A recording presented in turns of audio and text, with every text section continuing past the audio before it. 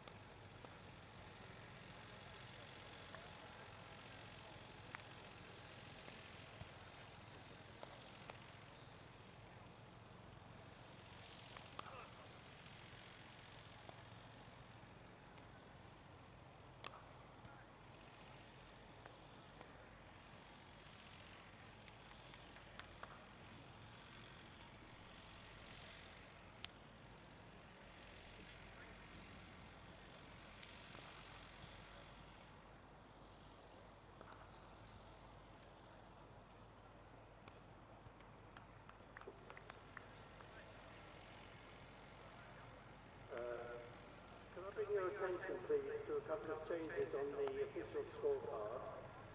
Looking at the Royal Navy side, the captain is Robert Quigley and the keeper is Brendan Stripper, number 3 on your card. The two players not playing in this game are number 10, Adam Sandra, on the RAF side, the captain is, as you see, Tom Shorthouse, and the wicketkeeper is Flight Lieutenant Adam Fisher. The two not playing are number 9, Flight Lieutenant Burzins, and number 13, Flying Officer Wakefield, and SAC Fuller, number 2 on the card, is actually the 12th man.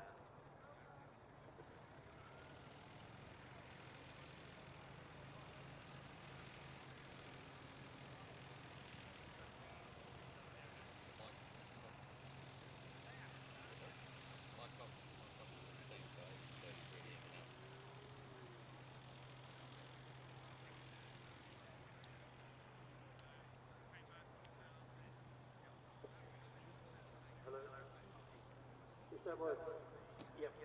Our umpires for this match are Warrant Officer Alex Rennie and Mr. Andy Anthony. And our scorers are Linda Judd and Corporal Andy Newcomb.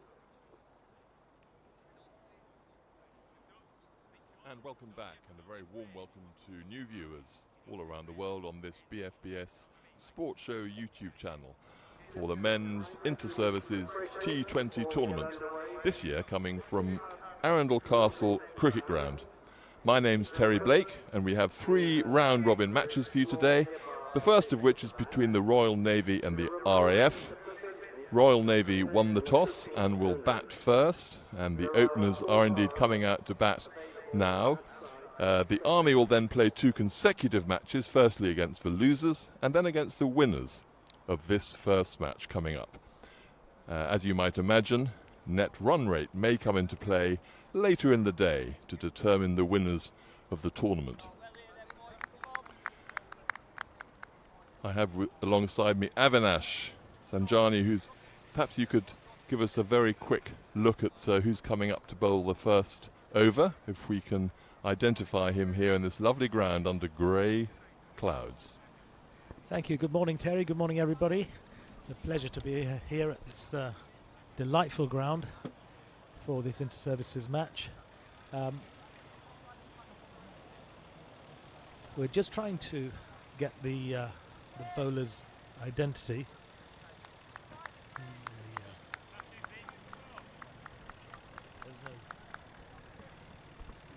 And it's Sergeant McCabe who will be opening up from the end where we're seated, which is right by the scoreboard. The castle away to our right. The pitch is in a lovely natural bowl.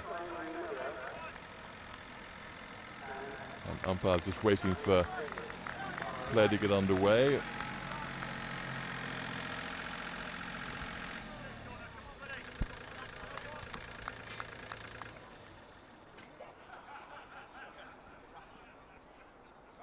Due to the weather interruptions earlier, we're going to be 18 overs per side, certainly for this first match.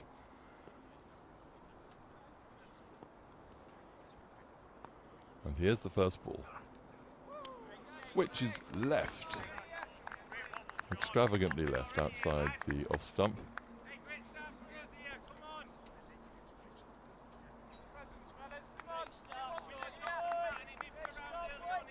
There's no slips in place. There's a short third man, I think I'd describe him. A cover, extra cover, and a sweeper on the boundary on the offside, as well as a mid-off.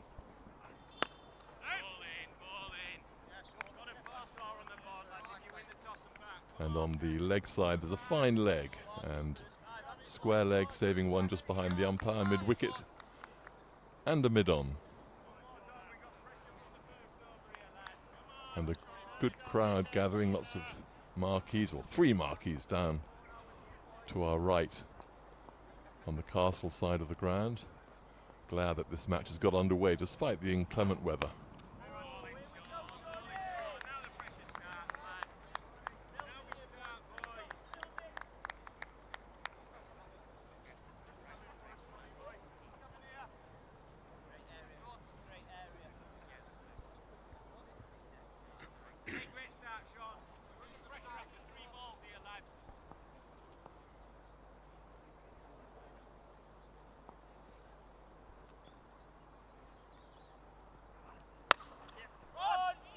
And McCabe concedes the first runs as it's chopped out to the cover boundary, picked up by the sweeper.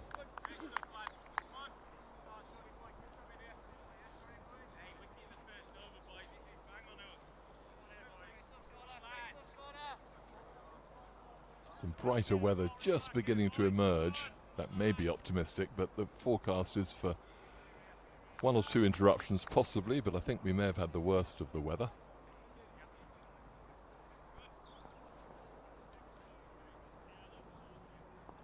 It's Jonathan Parker facing his first ball, full toss, hit down to mid-on, but they get a single.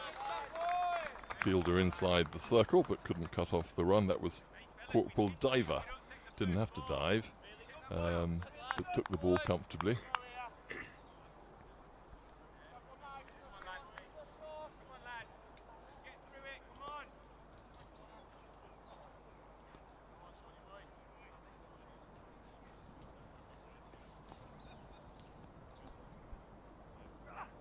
Oh, the big flashing swing there.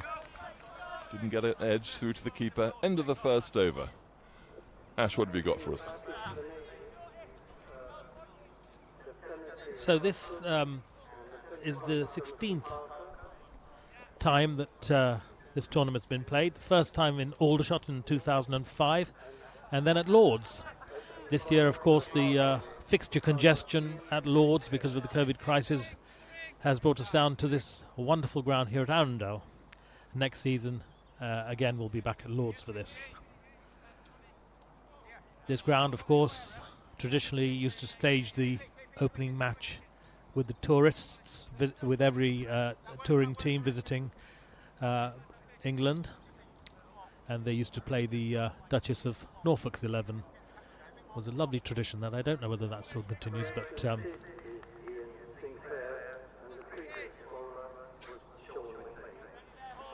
a very tidy first over that, Terry, by the opening bowler, wasn't it? And now Sinclair coming into the attack. Another swing and a miss.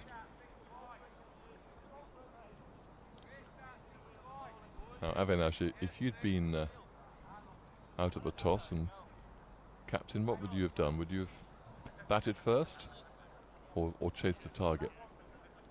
I probably would have batted second, given the rain that we've had this morning.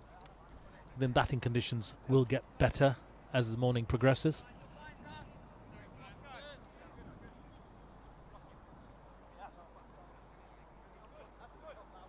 Similar field to the first over. A deeper third man now and a shorter fine leg. So fielding restrictions in place for the first 5 overs of this game, power play. Only 2 fielders can be outside the 30-yard circle, and those 2 at the moment are fine leg, as I said, and deep mid-wicket. Away to our left. There's a lovely gap in the trees over there to our left where you can see the beginnings of the South Downs.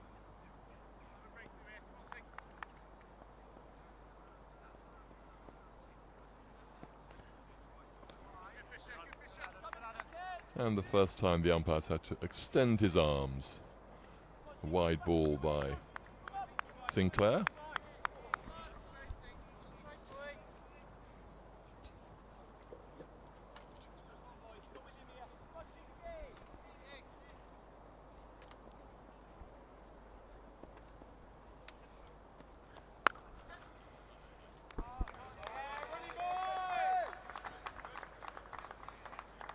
Well judged single there, pushed out into the offside between backward cover and extra cover.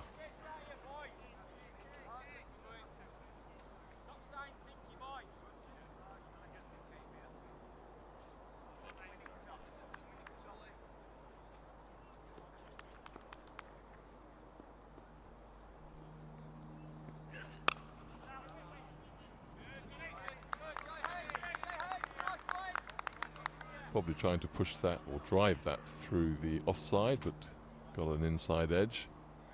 Zavanash said there may be a little bit of movement off the pitch. It's been a bit damp overnight, under covers, looks quite green. So it was quite a brave decision to win the toss and bat first. And there are the downs in the distance as that ball races away to the boundary, picked up nicely. Picked up very nicely by Leo Buscombe.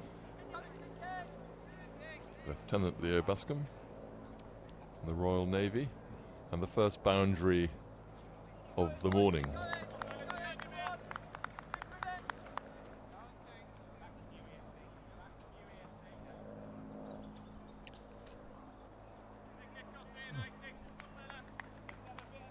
Sinclair struggling a little bit with the line in this in his first over, isn't he? Really, a couple of wides to start with, and then that hit onto the leg side.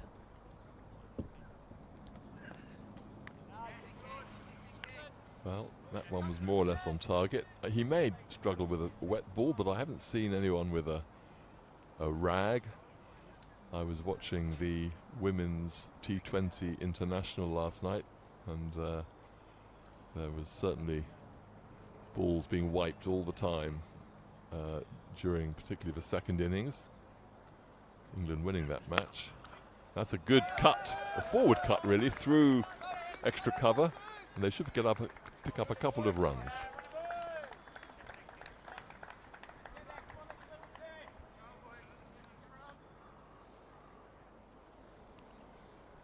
You're watching the BFBS Sports Show YouTube channel.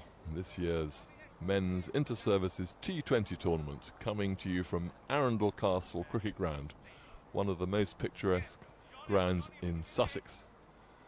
And the county, as Avinash may have said, have played here. They've played one-day games and they've played county championship games as well.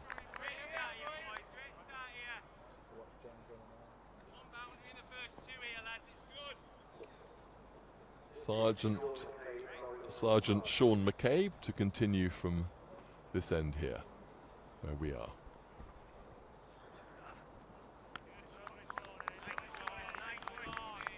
And that's by my reckoning the fourth swing and a miss of the morning.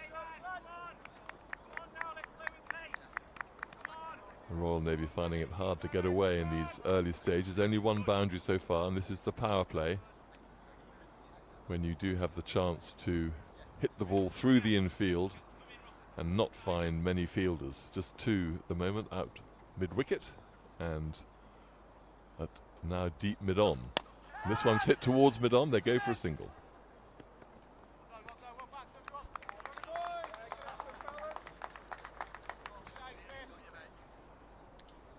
We're at the park end of the ground here today, and the castle end is at the far side of this lovely ground.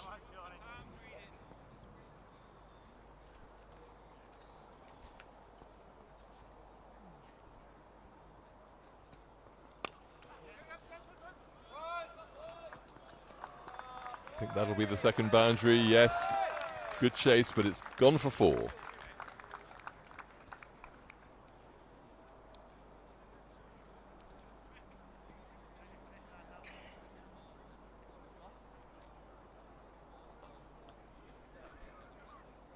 .16 for no wicket, and we're in the middle of the third over.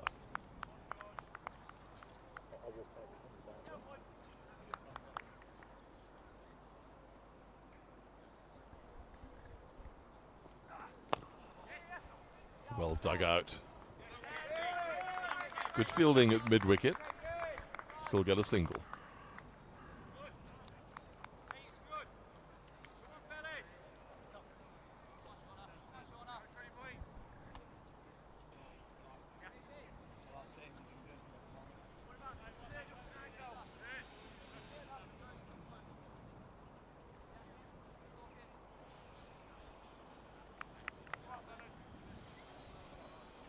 Mid-on being sent back to the boundary. Corporal Diver close to us here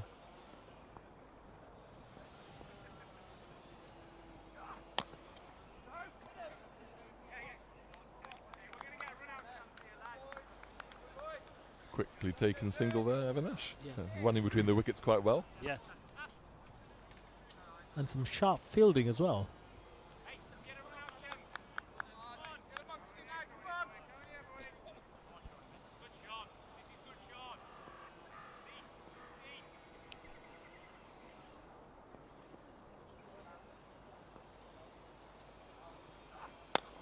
Has a good straight drive. It'll find deep mid-on, who saves the second run.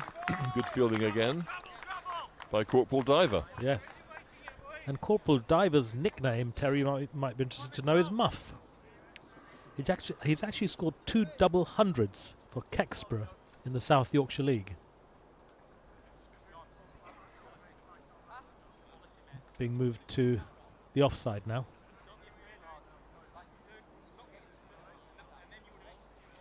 Looks like a first change of bowling, is it? Yes. Corporal Blaw is coming on to bowl at the castle end.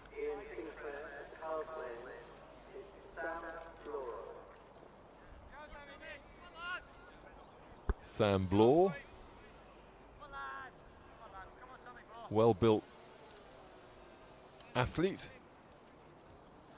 Looking around the field now and sets off.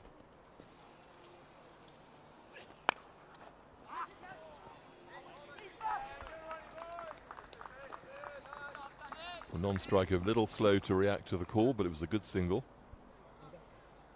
If you're fielding it within the circle, if you're on the 30-yard circle, if you go quickly, as you would have noticed in some of the professional cricket played, there's normally a single unless you hit it like a bullet.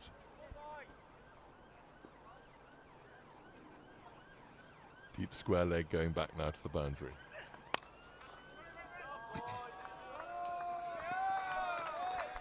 Another boundary.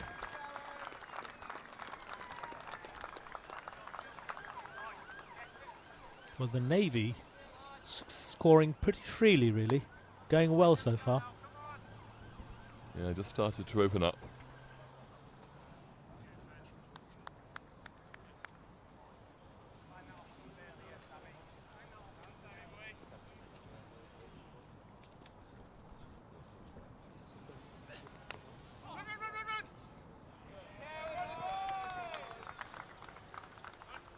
Good example of what you were saying there, Terry. A nice, quick single taken very efficiently there.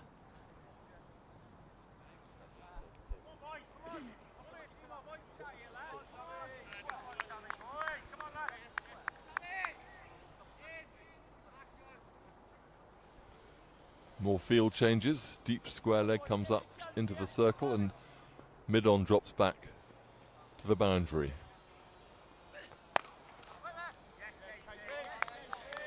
There's some real intent now. That one hit straight to mid-wicket though, and no run on that occasion. Yard either side would probably have gone for 4.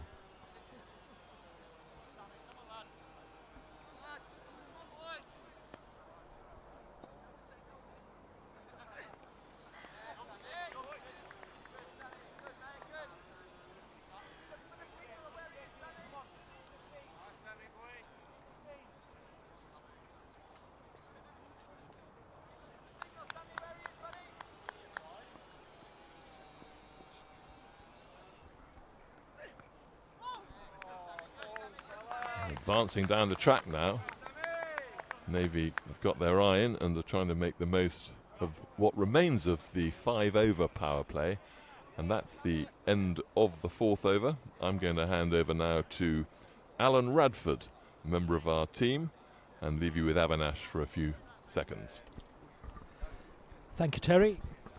The good news is that the sun is desperately trying to break through. The conditions have improved dramatically to just even half an hour ago when we were wondering when play would begin, so that's really nice. Good morning, Alan. Good morning, Avinash, and thank you, Terry.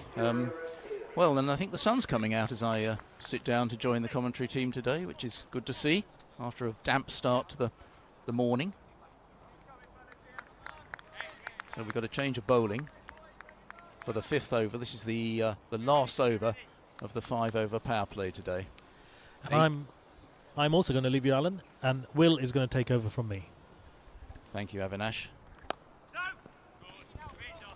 And the new bowler is Pearce, as that one's played out into the covers. 18 overs aside.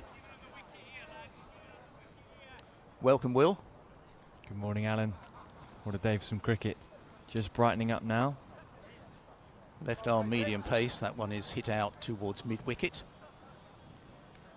Another run. There's 2 men on the boundary in this last over of the power play. A deep cover and a deep mid-wicket. Otherwise, everyone's saving the one. But a sound start. This is from the Navy. Really impressed by the intent. It's not a 20-over game now, it's an 18-over game. And these two batsmen off the front foot and the back foot looking to throw the willow early on. It's closer to a 100 ball game than a T20 match, isn't it? That one's pushed out, no run. Well, thankfully, Alan, you're more than capable of guiding us through the even shorter format than the T20s. Alan, of course, commentating at Lord's for one of the first ever 100 games before the tournament began. Yes, and a quick fire match that was. Oh, that was a bit of lift there outside the off stump. A bit of trouble there for the batsman. It was an interesting decision, I think, for the Navy to bat first. I might have been tempted to chase, particularly as the forecast suggests there might be a little bit more rain later on this morning, but we'll see. Anyway, they haven't lost a wicket so far.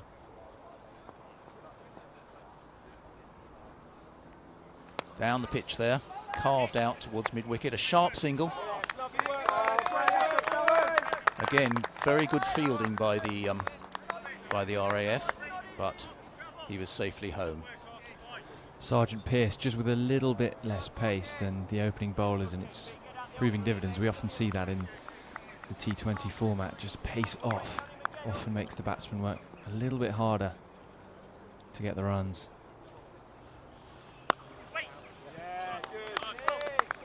As you see again, they have to generate all of the pace. It was a tidy over, I think, that one. And for the last over of the power. Just 2 from that over. 26 for no wicket now after 5 overs. Perhaps a little bit below expectations for the power play, Will. What do you think?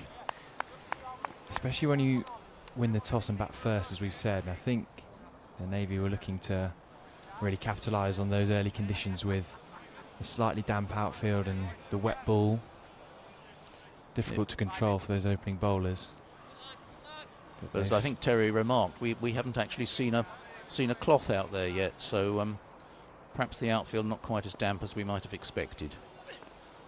And again, some lift there, surprising.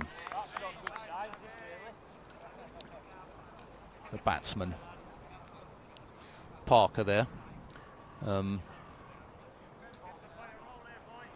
this pitch playing tricks. That ball did jump on the batsman but didn't carry to the wicketkeeper, so slightly uneven surface at the moment, early doors. Lovely drive there. And possibly a run-out chance there, but a bit of neat footwork, and batsman in the end was safely home. This is a very picturesque sight, it really is. The sun's beginning to come out. There are marquees to the right of us down at the end of the ground, and a goodly crowd of spectators watching. Aggressive shot down there to mid-on for another single.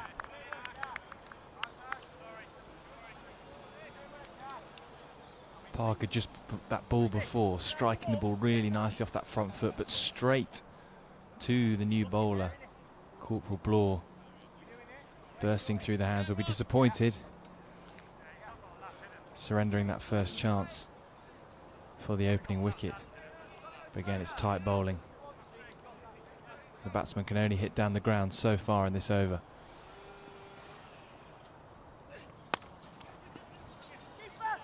And that one, again, well run, well run. That one was hit straight to the fielder at extra cover, but they got back home for another single. But difficult to get the ball away. They've had to loft it to get it over the infield so far. Short house there at extra cover, a good bit of fielding, run out chance. Clever bowling again from Blore. Good containing bowling in this over.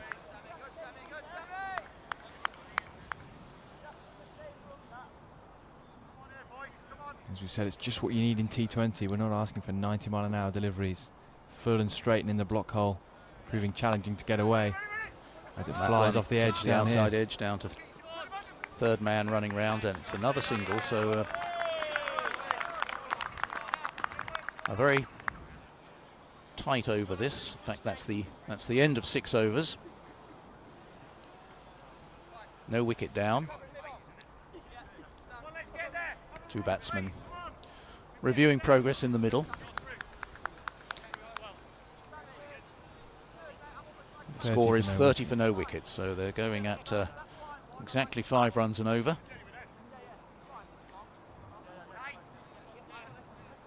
And the Navy will want to take advantage of this very solid start to move that run rate on. Good containing start, as you said, from the RAF, but no wicket down. The opener's still there and now fully settled at the crease as we see a big swipe. Lofted into the leg side. It's going to, yes, that's going to clear the boundary. Fielder couldn't get close to that one. And that is Buscombe, I think, who opened his arms there. And that one was a good aggressive stroke. So that's 34 for no wicket now. Just freeing the arms there over mid-wicket. A very nice shot towards his teammates there on the bank. Very pleasing for the opener. He's just starting to find his shape, find his rhythm. Driven hard down to deep mid-on. 1 run. We've now got 4 men on the boundary. Deep mid-wicket, deep mid-on, deep cover and a deep third man. And 4 men saving the one around the square.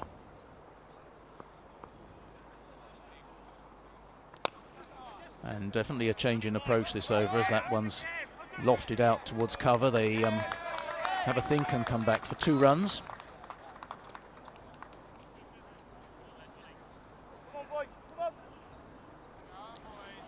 I don't imagine we'll be seeing an awful lot of spin necessarily today. As you say, Will, pace off is probably going to be the order of things in these conditions.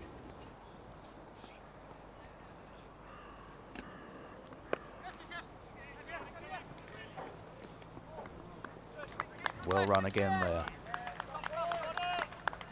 Short house again at extra cover. A couple of opportunities now. Batsman safely home that time. Buscombe at the striker's end. Shorthouse is the captain for the RAF, setting a good example in the field. Oh, and he's bowling. Well, decision was taken there to go for a wild swing into the leg side, and unfortunately, when you miss, the bowler is likely to hit, and that's exactly what happens. So Pearce takes the first wicket, the first Navy wicket to fall.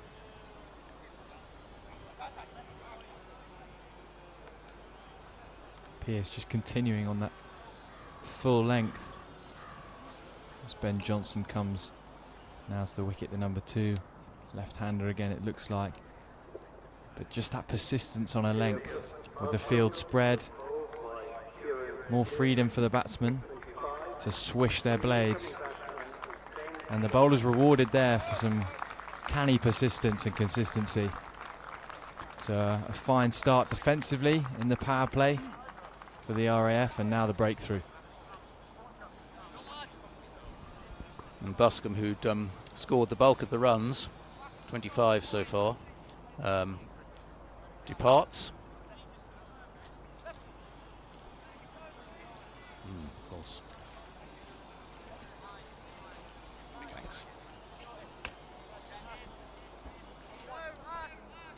Deserved wicket there for Pearce. And we have a sudden gust of wind here, blowing all our papers off the bank. We are commentating you from the bank just above the ground. It's a beautiful place to talk to you from today, as the salvage mission is in full force. So Ben Johnston, who's a left-hander, plays his first ball out on the offside. That is the end of Pearce's over, a successful one. 38 for 1, and that's after 7 overs. Parker is on 11, Johnston yet to score.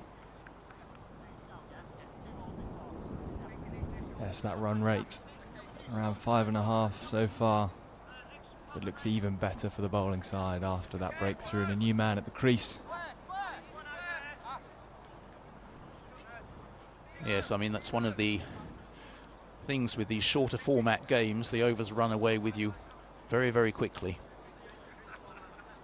And the Replacing Sam Blower at the castle end is Ash Watson.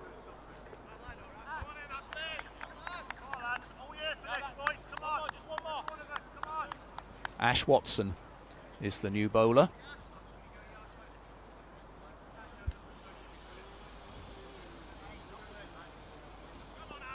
Most And experienced we player in the side. have a I bit of believe. left arm spin now. That one's a little short, and it's an attempt by Parker to hoik that over towards square leg, but he makes no contact at all.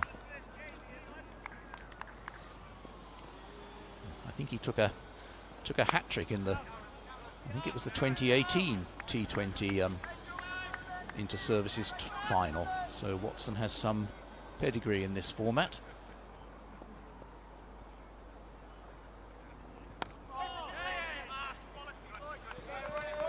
Another single there to Parker. 39 for 1.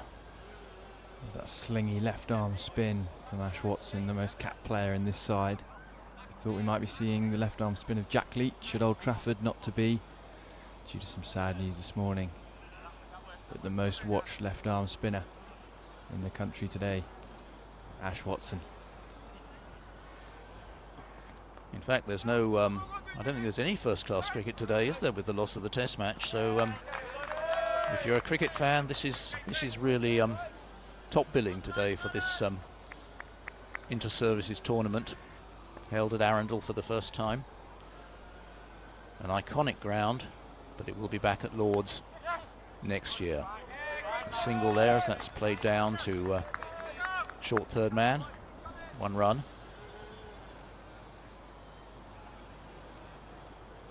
Ash Watson looks an experienced campaigner in the way he bowls.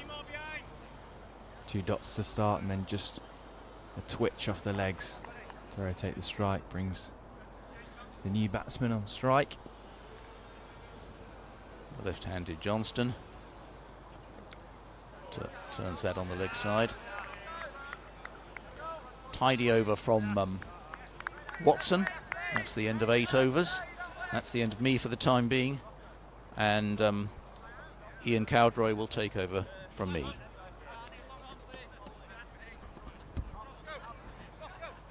.48 for 1 after 8 overs.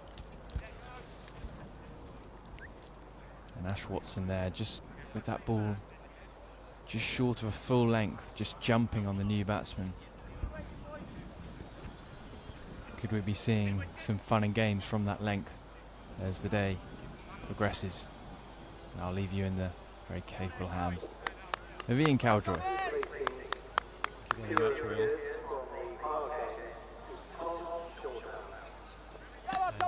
Thank you very much. It is a great pleasure to be here this morning. And as I take up the microphone, there's a change of bowling from the park end, and the ball is struck firmly into the onside. There is no run.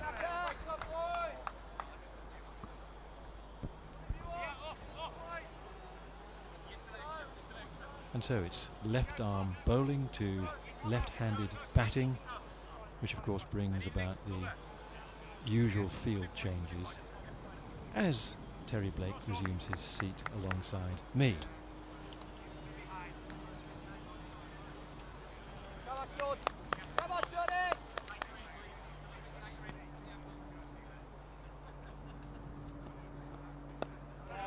Terry, hello again.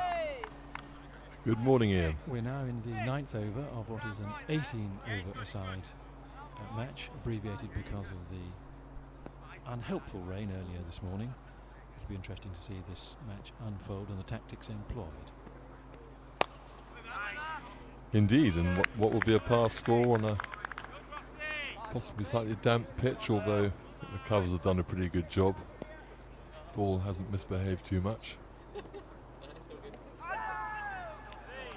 And now, as you would expect, the batting side, who won the toss and elected to bat halfway through their innings, are showing aggressive intent.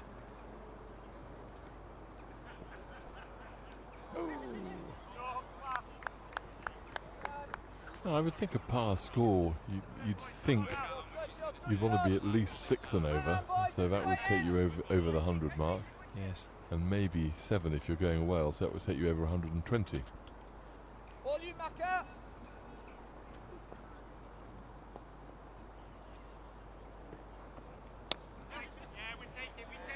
An aggressive intent usually involves running singles as often as possible and looking for the bad ball for the boundary. And that concludes the 9th over, after which the score is 44 for the loss of 1. So that's bang on 5 and over. Well, pretty much bang on. And they didn't make the very most of the power play. They only got going really in the 3rd or 4th over of that power play. Now, do we have a bowling change, Ian? It hasn't been announced yet. I'm just seeing if it was Watson, wasn't it, bowling from the Castle end before? The previously successful Watson. And this is a lofted ball into the offside.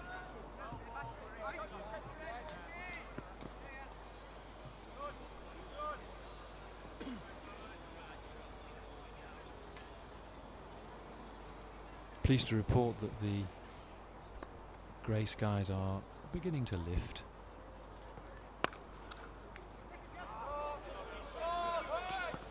We've become accustomed to watching excellent fielding in limited overs cricket, haven't we, Terry, at whatever level. And these fielders on a possibly slightly damp outfield are doing exactly that this morning. 48 for 1 now is the score. Ooh, missed stumping. Yeah, Yes. the ball before, Ian, it was Corporal Diver who did a brilliant diving stop, but what happened as a result of that is they got 2 runs because he parried it slowly to the sweeper. Otherwise, it would have just been a single, I think.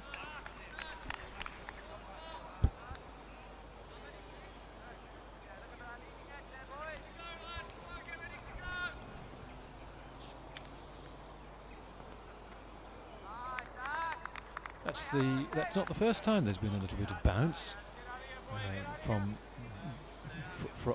the Castle end. It surprised Parker early on in the match, didn't it? Indeed.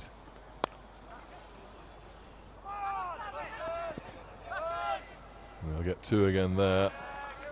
Bit of pressure on the fielder as they chase that second run. That concludes the 9th over of the Navy innings, 50 for 1. That's a good landmark to achieve, and I dare say the batsmen who are conferring at the moment mid-pitch will be contemplating what they are looking for at the end of 18. Just to remind you that 10 overs, the Navy scored 50 runs for 1 wicket. 10 overs bowled, 50 for 1.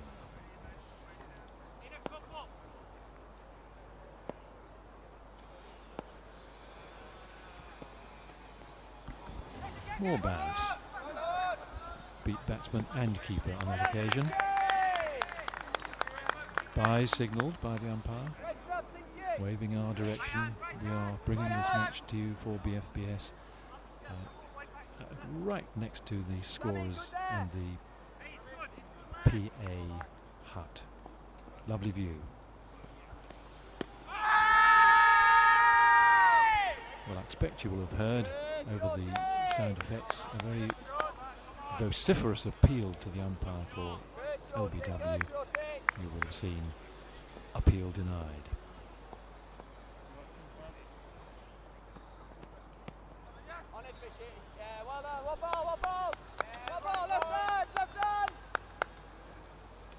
And I'm not sure whether the effects microphone can pick up the noise, but the RAF in the field are also vocal, encouraging each other, and there's a good crowd watching as well. I hope you heard that sound of the ball on bat there, because that was a lovely shot into the onside. Just a single. Bowler walking back to us, wiping the ball with a rag. Clearly there is moisture on the outfield after the early morning gloom and drizzle.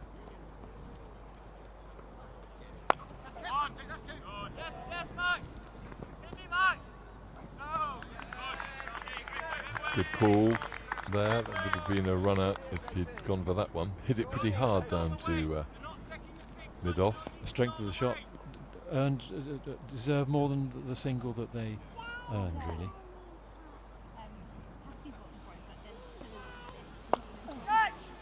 That could be the first maximum. And it is, Terry.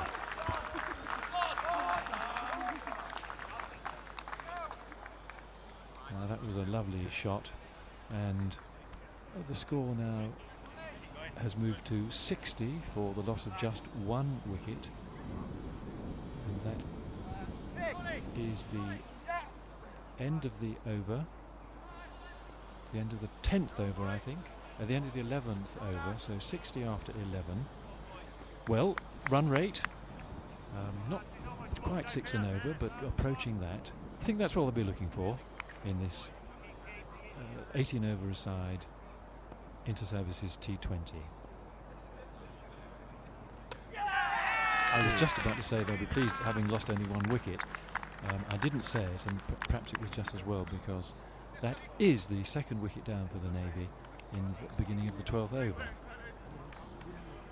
Yeah, the batsman was cutting a ball that was possibly too full. It skidded on. He didn't hit it, and once again, if you miss sometimes against a straight ball, it often hits. 60 for 2 now. Yes, the batsman comes back to the tent.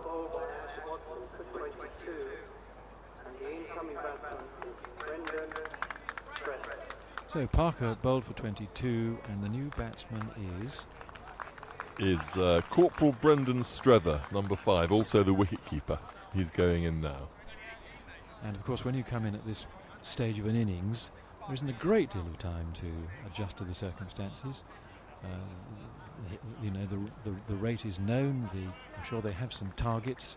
And it'll be a question of just pushing on, looking for the singles, hitting the bad ball, if and when that comes. New batsman taking guard. Yeah, that's right, Ian. I think also if you bat deep, it gives people more license, especially in a very limited over match, to go for it pretty quickly.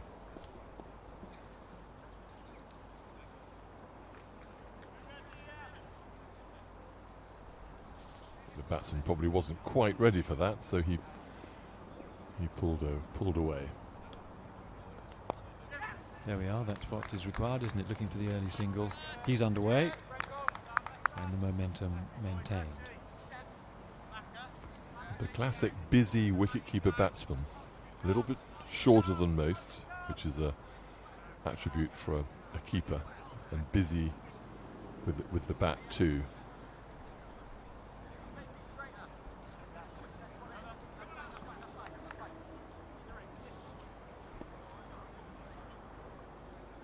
The left-handed batsman brings about a change in the field, but of course that won't last long because he steals a quickly and well-run single down to backward point.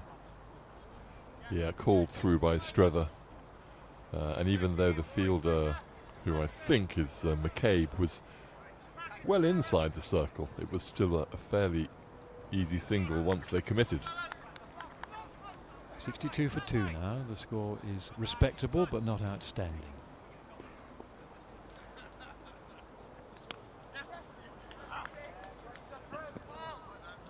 Look at keeper looking for 2 runs, even though it was just a gentle single really, but that's the way to play.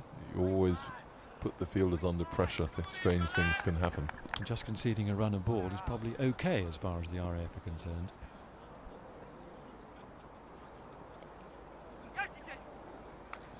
Now that's the first reverse hit I've seen this morning.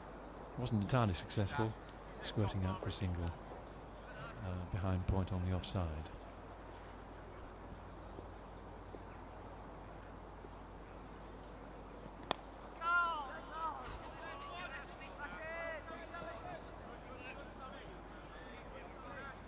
You get lucky sometimes. He came down the track to that one and got a looked like a leading edge, and ballooned up safely towards deep mid-off, and single taken. End of the over.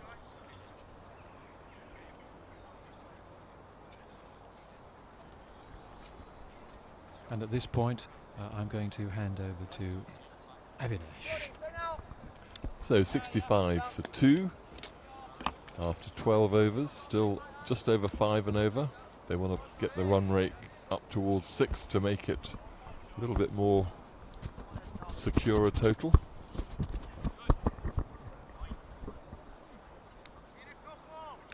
And the skipper continues his spell and is hit. Oh, and I think that's gone for 6. It was through the fingers of deep square leg. He's signalled 4, so it must have bounced after he dropped the catch. And it's welcome to back to Avinash. Thank you, Terry. And I will hand over to Alan.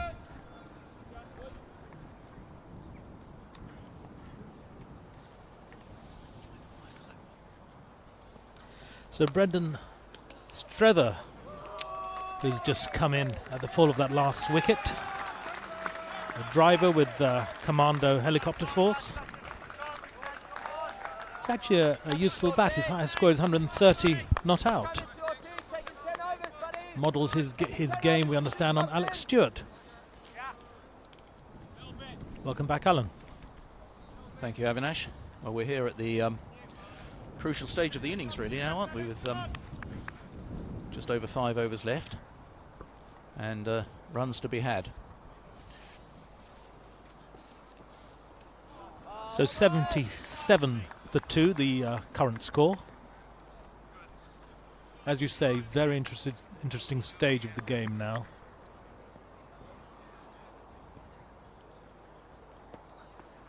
Oh yes, got him. Yep.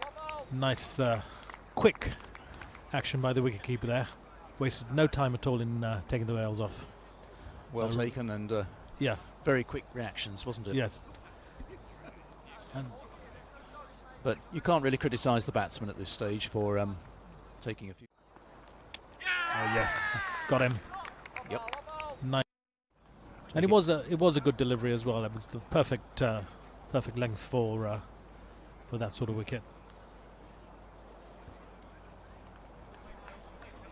Incoming batsman. So that's the end of Strether. So I think this might be Robert Wigley. It is number 13. Yes. Oh, Right, so perfect time for a captain's innings.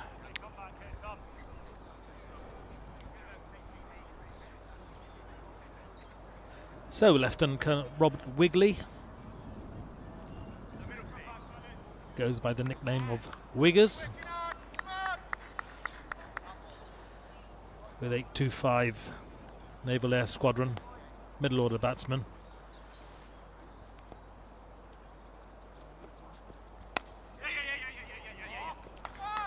Yes, nicely taken. Insistent calling, wasn't it? More than a little encouraging, shall we say? Yes. Well, but well taken. Well taken indeed. So it's still a left-hand, right-hand combination, which is good for the Navy at this stage. Yes, slight misfield there, but again, at this stage now, every run is vital, and they've got to keep taking these singles, really. Yes, you would want them to be looking for at least one boundary and over, and the general rule is you want to get that boundary early on in the over. Takes the pressure off, but there is pressure on the batsman now to keep the scoring rate up. It's a little over 6 and over at the moment. Just 5 overs remaining in this innings. It doesn't sound much, a reduction of 2 overs, does it? But in terms of your approach, it does make a difference.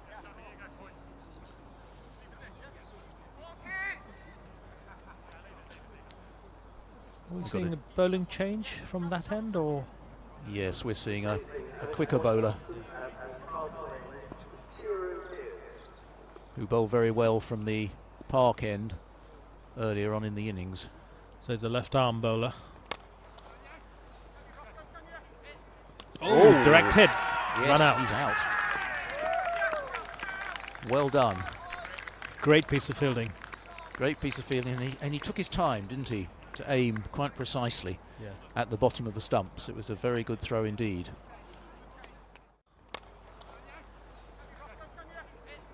Oh, direct hit. Yes, Run out. He's out. Well done. Great piece of fielding. Great piece. So Sergeant Kieran Pearce, who took, who was bowling there, who's just come on, he's actually had a hat-trick in 2017, funnily enough, against the Royal Navy. And in his match against the Royal Australian Air Force in 2018, he was very proud to tell us he was the man of the match. Right.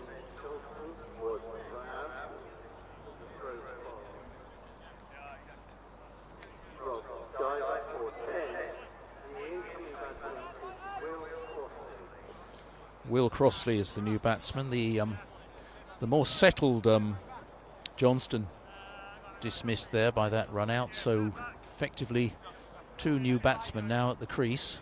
Wigley's just made a single. Increases the pressure on the Navy. Really was a good throw that by the vice captain, Ross Driver.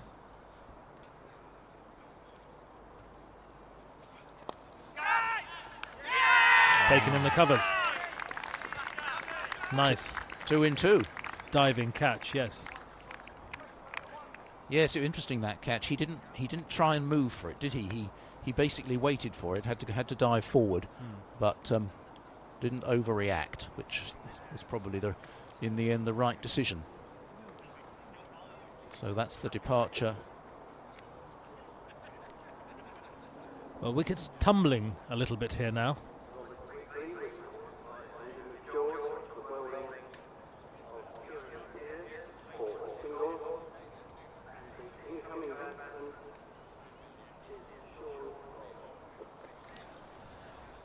So, 77 for 5, 13 overs gone. Sean Bob, otherwise known as SpongeBob, his nickname is SpongeBob, from St Vincent and the Grenadines. Serves on board HMS Drake. What do you think of the quality of the nicknames, Avinash, from those we've seen so far? Yes.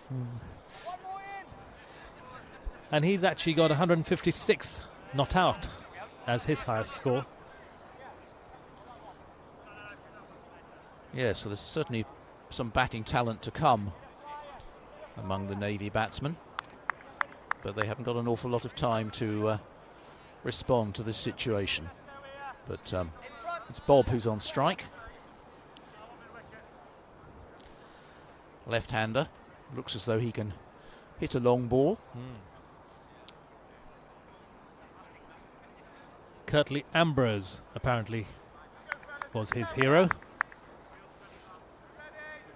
And we all remember what he could do with a cricket ball.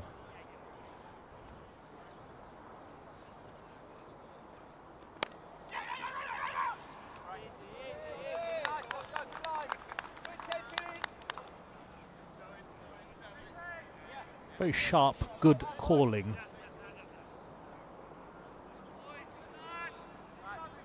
Such an important part of the game.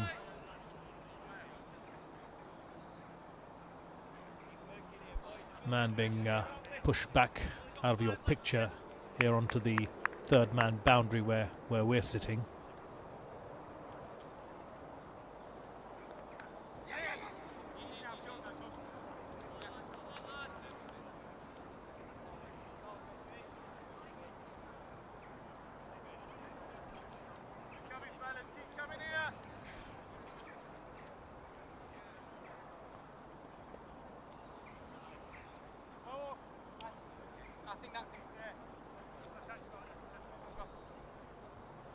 Fielder being pushed out onto the mid-wicket, well, square leg boundary really.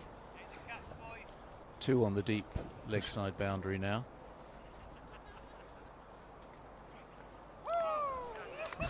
And that's why, but unfortunately Bob didn't make quite the contact he intended with that one.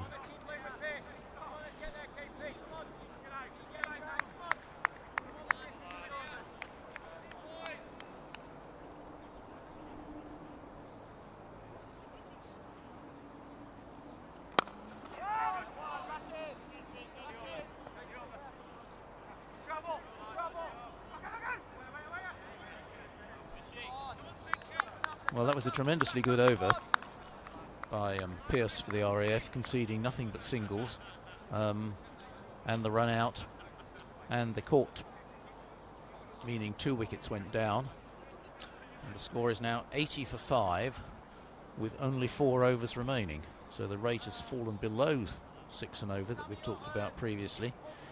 And I suppose, Avinash, now that the Navy target is really just to get to 100 and anything else is a bonus. Yes, I think we'll probably see these two launch the attack a little bit now. I think Sean Bobb certainly looks very capable of some big hitting to me, and a couple of occasions in the last over where he nearly did connect. Should be 2 there.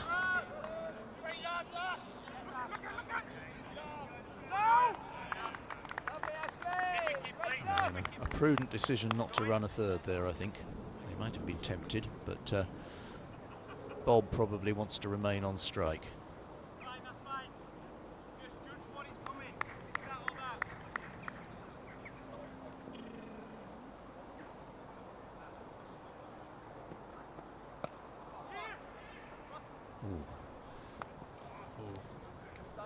Sharp single there. Little risky, but yes, they don't really have much choice at this stage, and got to give credit to the bowler here. The length is superb. They just can't seem to get him off to the boundary.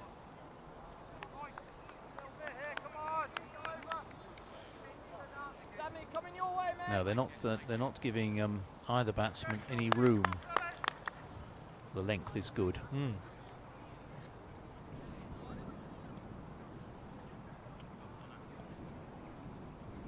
Again, a third man on the boundary in place now. Fuller one there.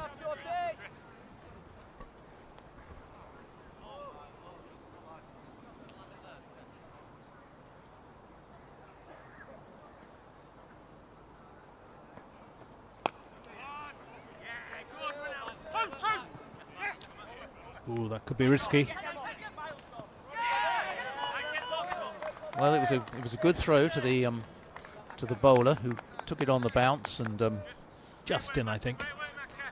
Just deflected the ball onto the stumps, but as you say, they were just in. The loser of this match, of course, goes on to play the Army in the next game. the winner gets a rest.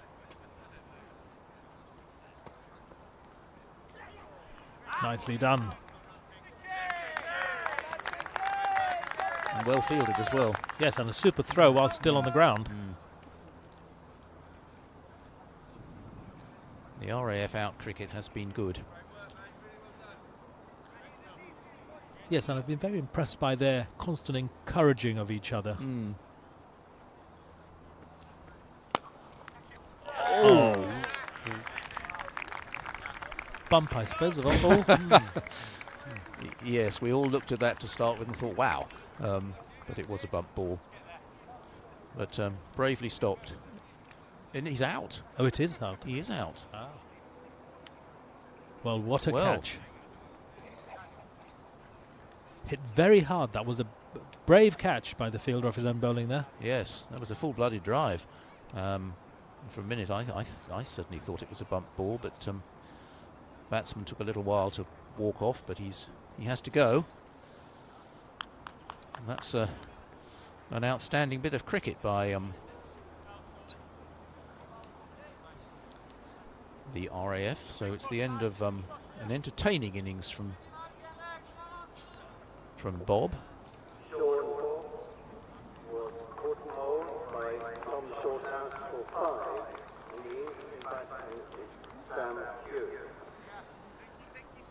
Lance Corporal Sam Hewitt comes to the wicket.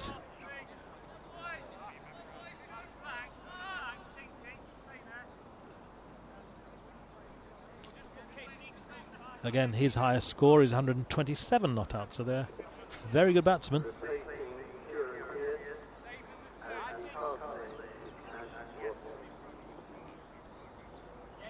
Ash Watson to bowl this 16th over.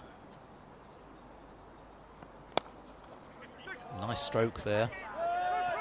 Down towards deep mid-off, and they'll run 2 runs there.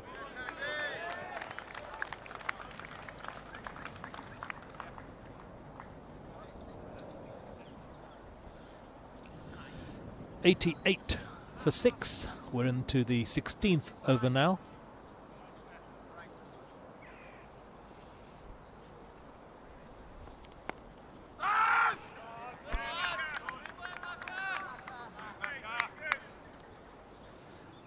Very controlled left-arm spin bowling there.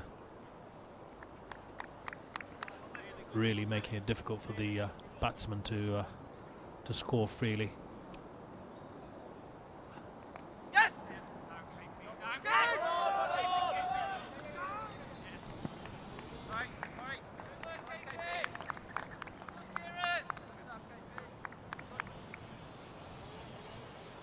Spinners have bowled quite well, haven't they? They've found their length. They've kept it well, and scoring has been quite difficult. It's a bit shorter. That's out. Stumped. Advancing down the wicket. They haven't really got a choice. They need the runs. The wicketkeeper was alert to it and took the bails off.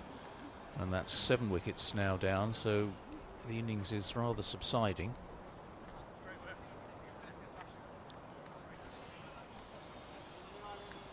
The new batsman will be Lieutenant Simon Morris.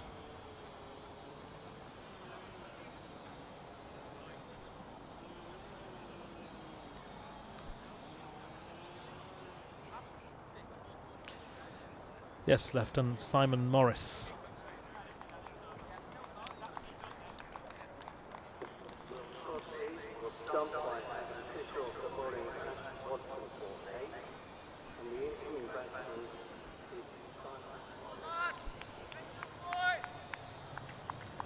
And from the background information that we get, I can tell you that Simon Morris has actually taken a wicket in front of the Queen. At Balmoral? That I don't know, I'm afraid.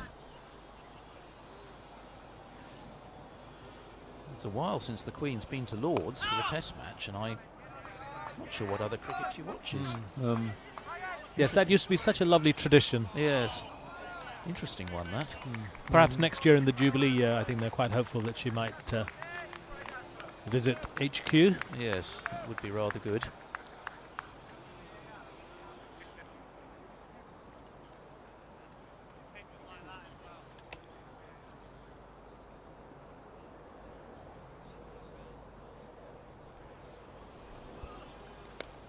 Oh, that's up in the air. Falls between 3 fielders.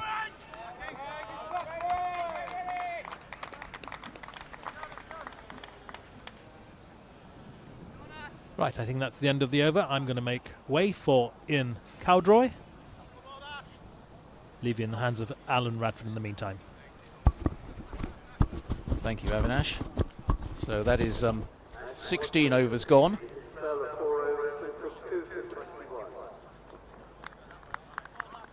It is now 94 for 7 with just 2 overs to go. Ash Watson has just completed his bowling spell.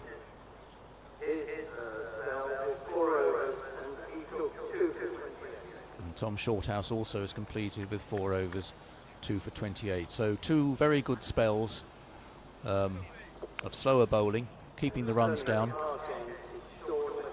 And it's Sean McCabe, the opening bowler, who comes back on at the park end. So it's my time to depart as well, and Will Hobbs will take over from me. Thank you, Alan. Pace to return then for these final 2 overs.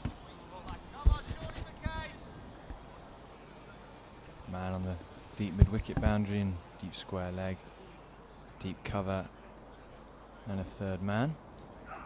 And because of those 2 men on the fence, there'll be a push for 2, and they'll push well and hard as the throw comes in. What you can guarantee from this match, as evidenced so far, is intensity in the field, running between the wickets, and of course on the boundary edge from those who have batted or waiting to bat.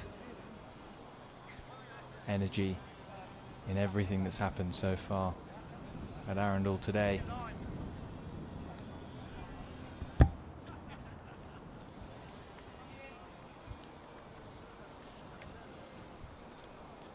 As the man at mid-wicket is brought in to prevent that 2, and indeed a single is long off, goes back outside the circle. 4 men allowed outside the ring for the bowler McCabe.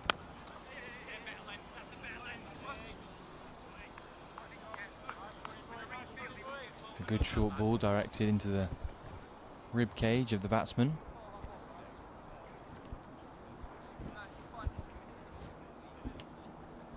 And the Navy, you feel, Ian, looking for boundaries to end what's been a one-paced innings, if you like.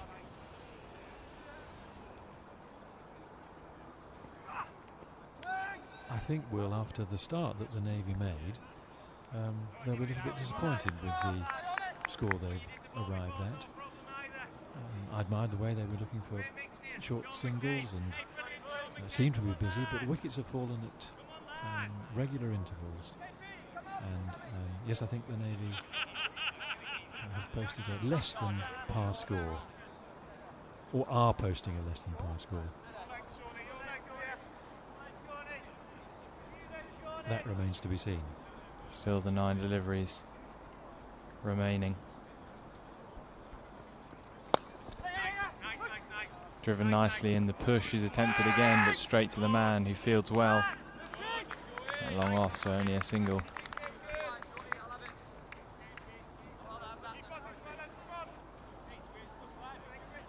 Immaculate playing conditions, despite the early rain here at Arundel. Beautiful ground.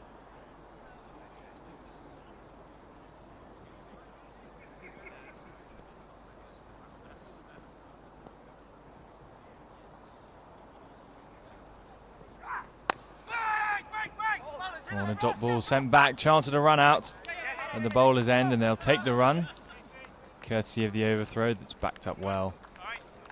That deep mid wicket by Corporal Blore Dot balls is not the phrase that the Navy want to hear at the moment, is it? Priceless for the bowling side, conversely. But another single.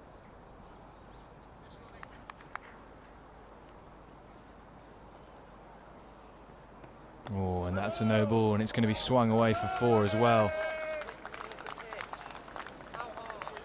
Much better return as far as the Navy are concerned. And a rare, wild, loose delivery from the bowler. Yes, in what has been a generally well-disciplined bowling attack, I would say. You'll see now the umpire signalling, waving his arm above his head. That means the free hit. What can the Navy do with this possibly unexpected opportunity? Brace yourselves. So often a damp squeeze. That's how to bowl. A free hit. The game I was at, the MCC regional finals day at Lords, the bowler Lily bowled a no ball on the hips. A catch was taken, the free hit was bowled, and the next ball was bowled as well. And that is a wide ball. Umpire's busy at this end with his signalling. This isn't what the RAF wanted of the penultimate over.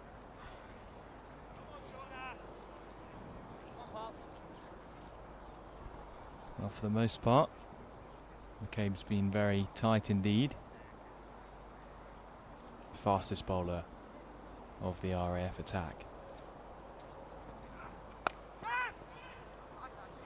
Again, that's nicely delivered in the penultimate over. McCabe's final one. He finishes his spell. Another single to end the 17th over, and the score 108 now, with 1 over remaining. 7 wickets down, so can there be a very late charge? And as we approach the final over of this 18 over innings, just to remind you that this broadcast is coming from BFBS Sports Show YouTube, from the most picturesque surroundings in Arundel and the Arundel Castle ground.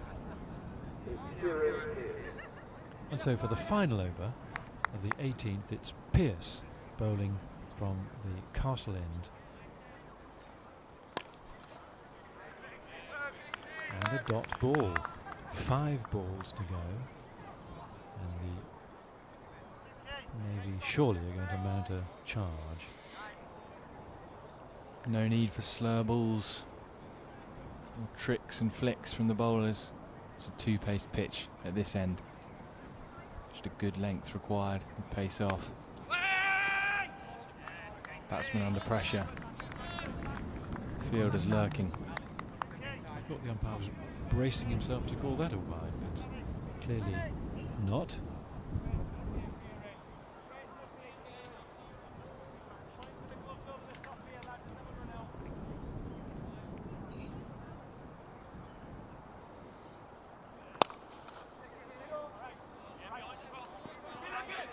Much stronger connection this time. Straight to the man. An extra cover, Simon Morris. We'll be leaving it to his partner here.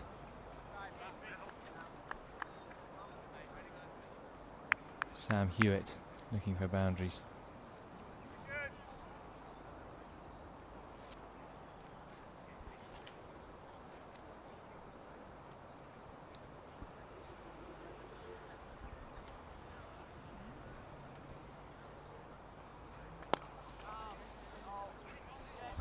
Another good length delivery, dug out this time. Just another single. RAF will be more than content with the way they're closing off this innings.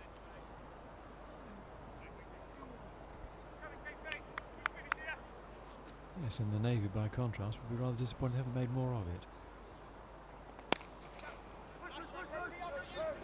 Flashing blade down the ground to the cry from the boundary. And the wicket given by the umpire.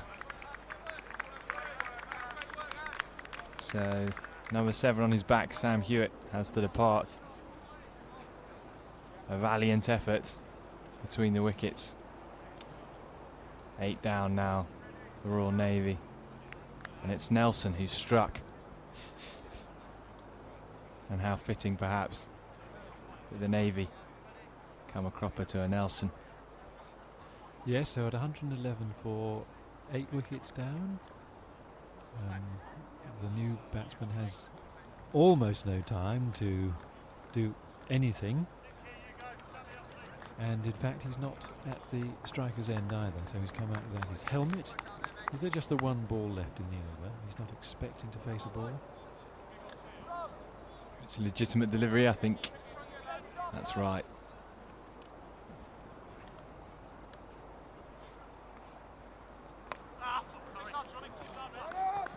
There'll be at least 2 here.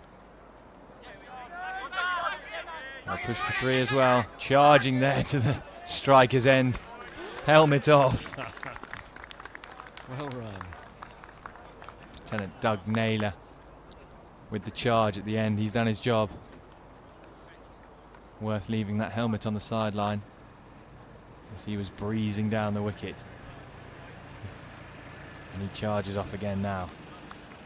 And that is the end of the Royal Navy's innings. 114 scored for the loss of 8 wickets. And handshakes all round for a very disciplined bowling performance from the RAF. Slow bowling, full of length. The pitch just giving a bit of assistance. Sharp catching, intelligent fielding, and persistently energetic atmosphere in the field as they come off now. And what a wonderful reception they get too from their opponents and from all in attendance.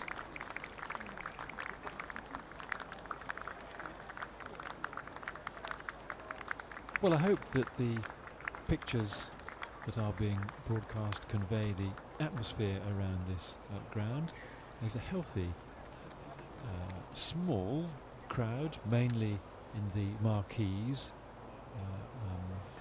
to one side of the ground. We will continue broadcasting between innings, Will, and perhaps we can just look back at the Navy's innings, having won the toss and decided to bat first. At the end of their allocated 18 overs, the Navy scored 114 runs of 8 wickets. Yes, I mean, it was a really solid start by the 2 opening batsmen for the Navy, Buscombe and Parker. Not electric by any means, but steady and controlled. And you felt there that from that platform, the Navy could have really kicked on. But a steady flow of wickets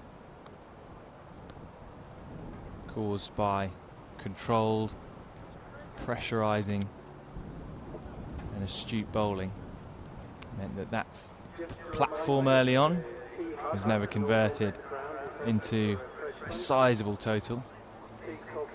But I don't think 114 is anything to be sniffed at on this ground. It's not a flat pitch by any stretch. It is a fast outfield. Well, the old adage of runs on the board, and I suppose, as always, it depends on the sort of start that the RAF make in reply. But I would have expected them to be thinking positively. This is a score that we can overhaul. They are getting better conditions. For those of you who weren't watching and listening at the beginning, it was a very dull start to the day. Despite the covering of the pitch and the square and the rope behind the tractor around the outfield, things were damp. The bowlers were having to dry the ball, weren't they, with a rag between deliveries. So I think it's in RAF's favour if they take it steadily. But we've yet to see the strength of the Navy bowling. And they will be bowling with, as you mentioned, a drier ball. Two sergeants opening the bowling for the RAF, McCabe and Sinclair, working hard to maintain control. By the way, what you can't see on your screen, you can see the scoreboard, which is 0 for 0. But it's surprising how dry the pitch looks, because the ground staff are sweeping and rolling. No doubt they'll be marking the creases as well.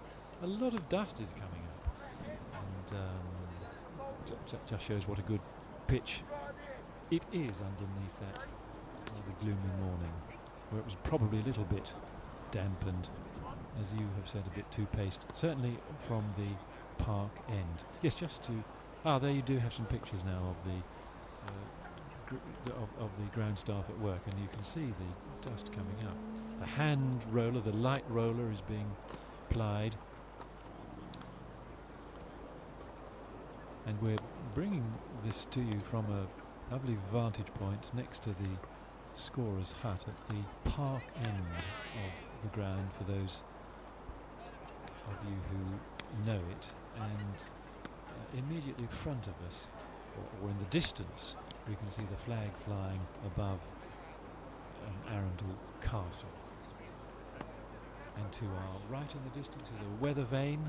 I'm not sure I can read it very well, and the clouds are still around us, I'm afraid. But I hope that the rain stays away. We have 2 more matches to bring you after this one, and so there's much more cricket to be played.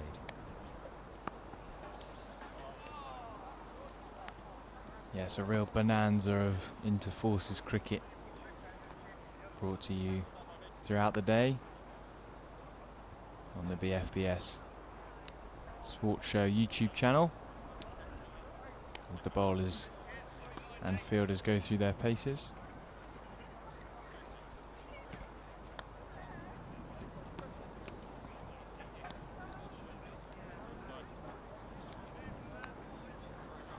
These military service members, of course, used to uniform, but I have been impressed by their strips. Wonderful pieces of kit donned by all involved. Yes, and the good thing for viewers that they are quite different from each other, unlike some of the county strips and 100 and T20 uniforms, where sometimes the opposing sides have almost the same colours, quite difficult to distinguish. And we have yet to see the army on the field, but I'm pretty sure they have a fairly vivid red uniform. We shall look forward to bringing you the first of the army matches after the conclusion of this one. In terms of timings, Will, do we... Is there a substantial interval after the first match? Let me just see if I can find that amongst the paperwork. Yes, here we are.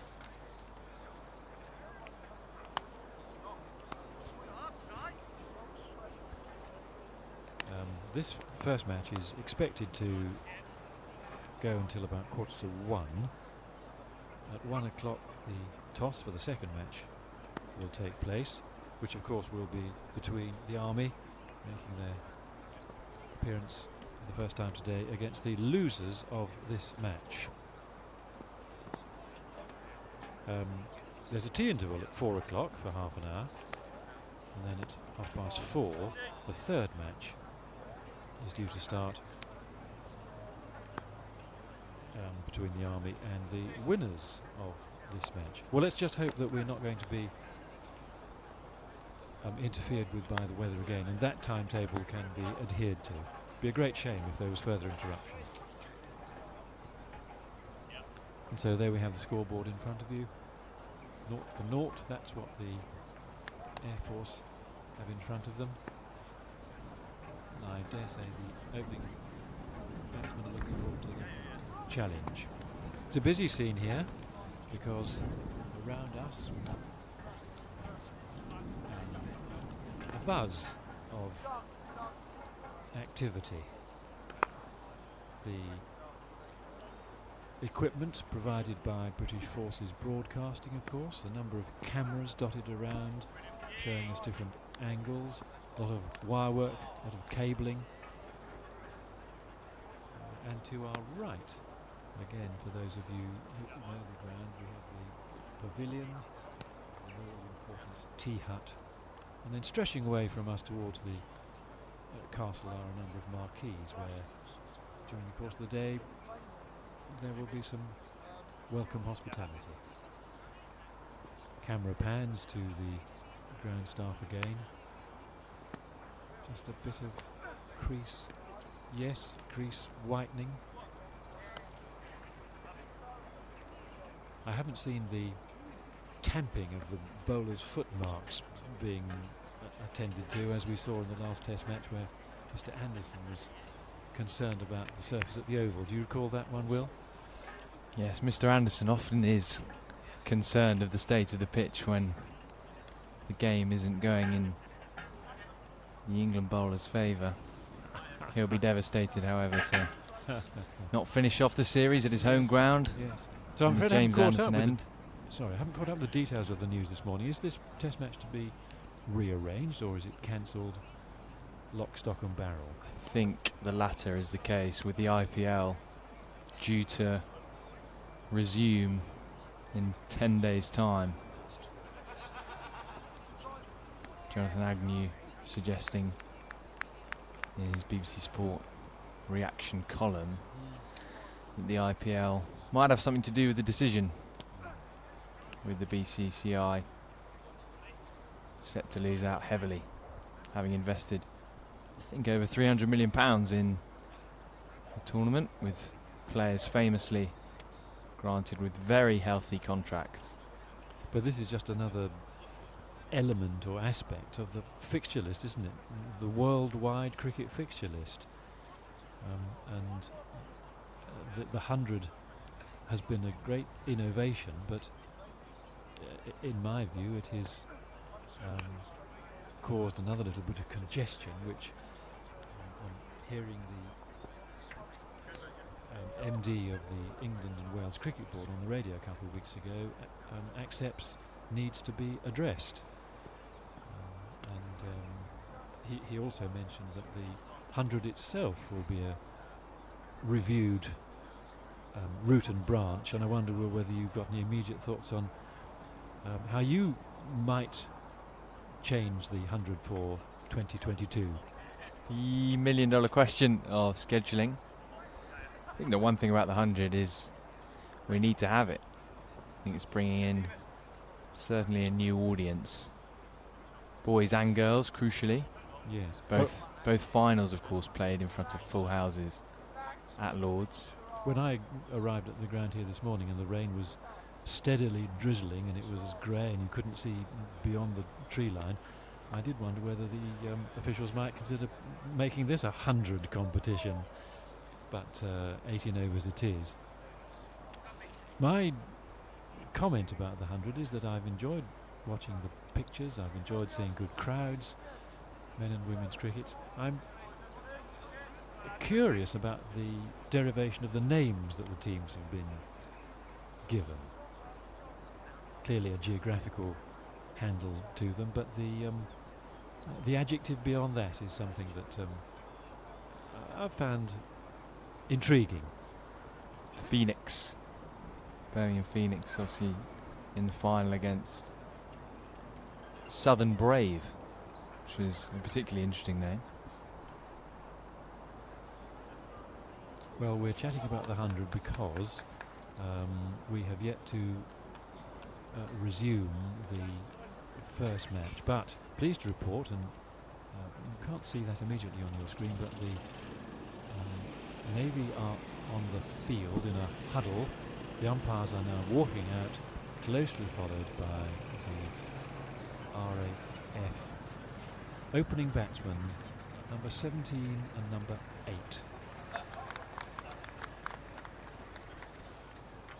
You can now see them walking determinedly to the crease, and the Navy just adjusting their final tactics. Yes, and number 8 and number 17 coming out for the RF. It's the captain and vice captain, in fact, Corporal Ross Diver, and Tom Shorthouse.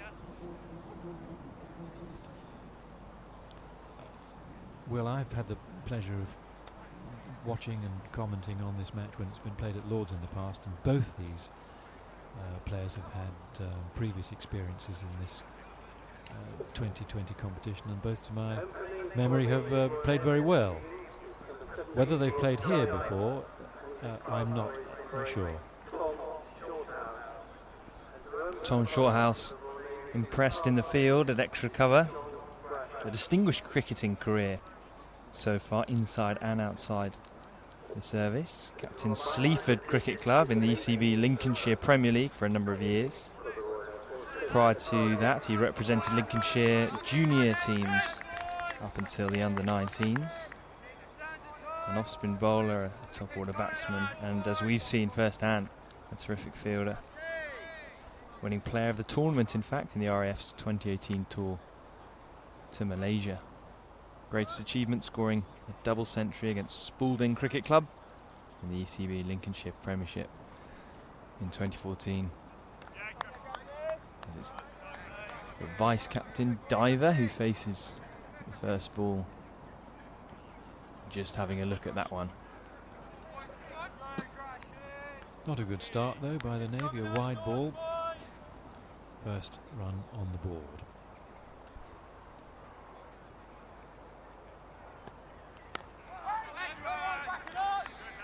First legitimate delivery from Royal Navy opening bowler.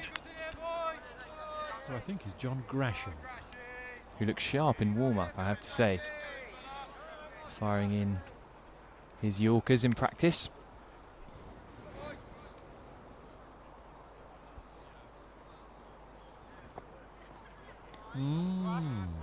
Another wide delivery to the vice-captain Diver, who has also represented Sleaford Cricket Club and is in fact a double centurion,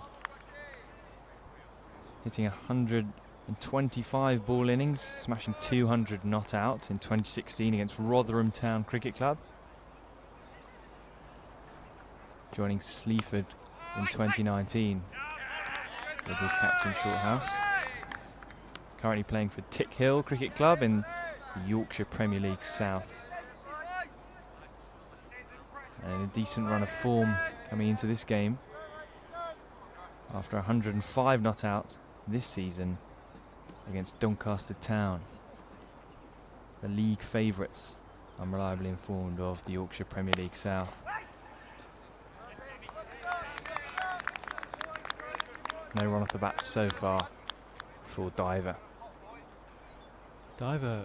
Corporal Diver reminds me somewhat of the burly Paul Sterling, who we've seen batting extravagantly for Ireland, Middlesex, and one of the 100 franchises. Southern Brave. Thank you. Half century in that 100 final, of course. But a burly man who looks like he hit the ball a long way. 200 off 125. It seems to suggest. Quite so.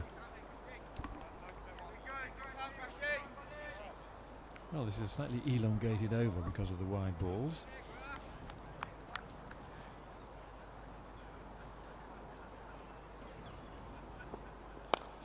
And he's got that away very nicely. First ball timed by Diver, finding the gap, hoisting away through mid-wicket. Sterling-esque, perhaps? Rarely see Paul Sterling hit the ball along the ground.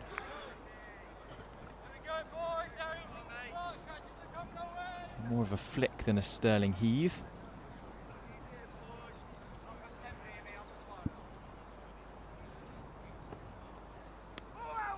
Another wide in this first over. There were a number of wides in the first innings. I don't know whether they were all coming from the same end of the ground, the castle end. Is there a Lord's effect here? I was just going to say, maybe these teams are too used to playing at Lords over the years, anticipating a slope that isn't there.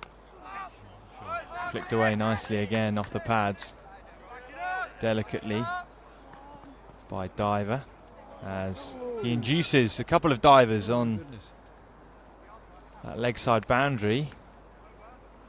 You can't prevent the boundary, and it's 4 more to the RAF vice captain. Takes the total to 11 without loss after the first over. And in comparison to the Royal Navy, a fast and ferocious start by the Air Force in reply to that 114.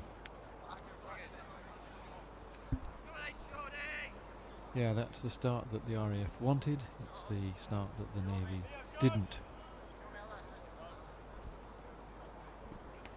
And it's a diver who has scored the runs off the bat. He scored 8 and 3 wides, of course, to the total. So we await the beginning of the second over to be bowled from the park end. From the park end is Sean Bob. Yes, it's Sean Bob, who we saw earlier attempting to lift the tempo of the Navy's innings towards the end. He didn't achieve quite what he had hoped and we had anticipated. Number 14 on his back. He's stretching his ankles. He was involved in that little fielding clash a few minutes ago. I hope he's not badly injured. Starts with power and pace, but it's beautifully punched away off the back foot by the captain of the RAF. And it's 4 more to the total, which is now 15 for the loss of no wicket. This scoring rate is beginning to run away with things. What a response from the man known as SpongeBob. And the captain has to go after a beautiful punch off the back foot. He would have felt he was in rhythm there. Too much pace. What a response from the man known as SpongeBob. Beautiful fast bowler's wicket. In a similar channel, slightly tighter to the batsman. And the wicket-keeper obliges. Shorthouse has to go. For just 4. But a beautiful 4 it was, it must be said. And in comes Adam Fisher, wicket-keeper batsman for the RAF. So early runs, but an early wicket for the bowling attack of the Royal Navy. Fisher, another stalwart of these contests, distinguished inter-services career, and I've read that the brother of his plays county cricket for Yorkshire, so there's clearly pedigree. Yeah, Matthew Fisher is in fact the youngest ever county cricketer post World War II, making his Yorkshire debut at just 15. Older brother, clearly teaching him all he knows as he faces his first ball. And it's sharp again from Sean Bob. And Fisher unable to get it away. Well, the first indications are that Bob's collision in the outfield hasn't done his bowling any harm at all.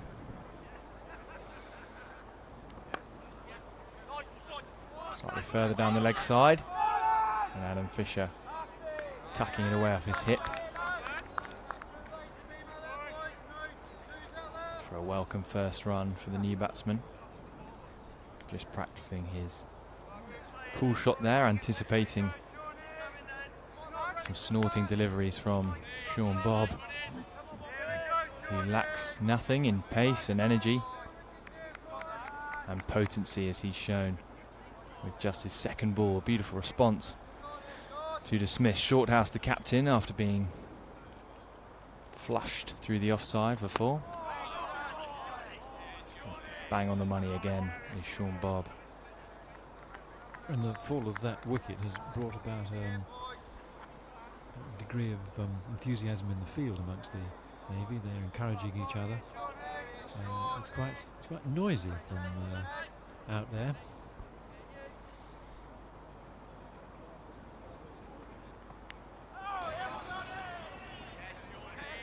An attempted hoik from Diver. The ball goes nowhere.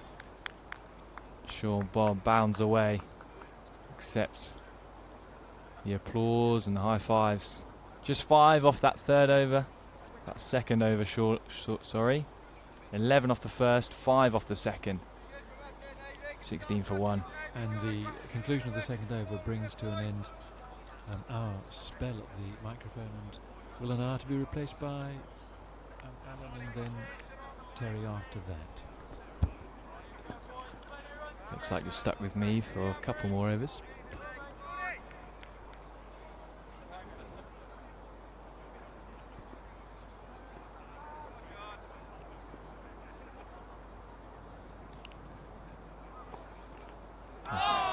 It's a much better line from John Gresham. 3 wides in his first over. That right on the money. And 5th stump, inducing the flirt from Adam Fisher. Fishing away. Nothing to show for it. And again, this time an attempted carve through the offside. 2 dots to start second over for John Gresham. Welcome back, Terry. Thank you. Yes, after such a good first over. I think it yielded 11 runs. Oh, whisked away beautifully. First boundary for Adam Fisher. Saw a similar shot in the first over from Diver.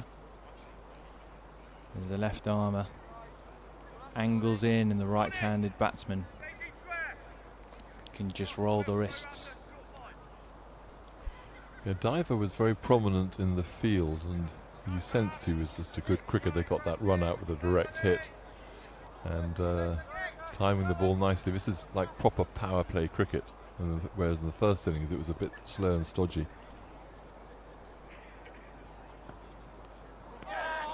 Sean Bob has been positioned on that square leg boundary.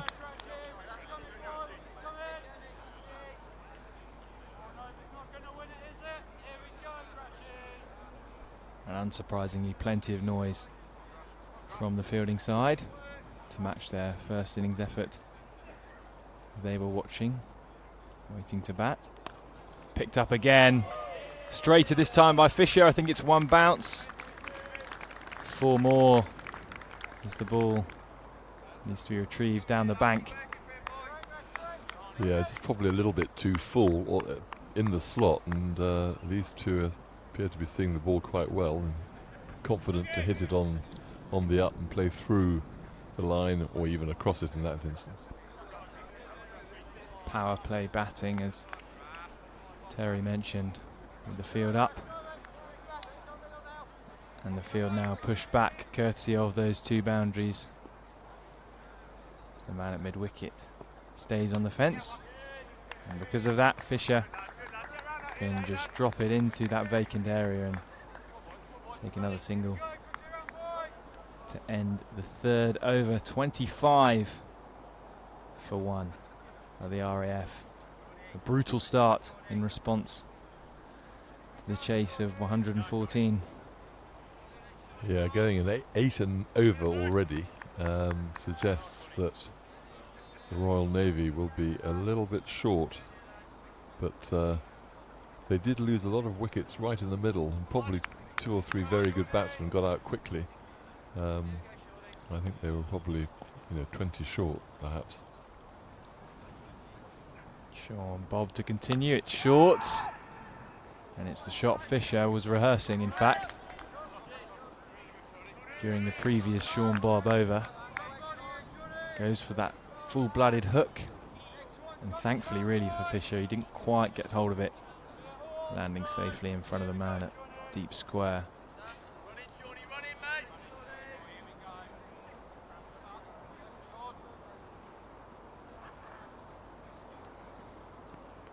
Short again. This time just tipped over the bar by Diver. That's a good improvisation there. It was a good, well, decent bouncer, and he just helped it on its way. Shot right out of the 100, if you like. Just letting the ball fly off the face. Strangled appeal down the leg side. Not taken by the keeper. And a wide signalled. First wide, I believe, of Bob's spell. He's a burly chap. A shortish run up. Lots of body behind it. Short again and wide down the leg side again.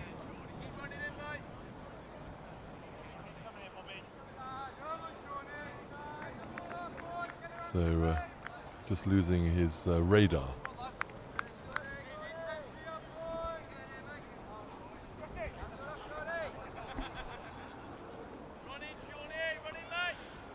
Brendan Streether, the keeper, moving to his left-hand side on 2 occasions.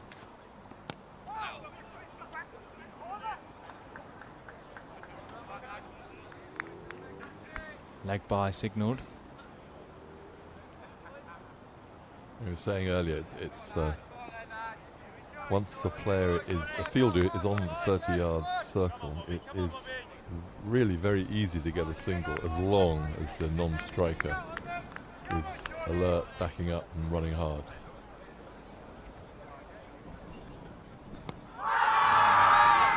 Shout, rescinded. Sean Bobb liked the look of it, as did the fielders on the offside. I think if there was DRS, they might have reviewed that. He didn't seem to move his feet much. Maybe it was arrowed in from wide of the stumps. Hard to see from here. Going down leg, perhaps.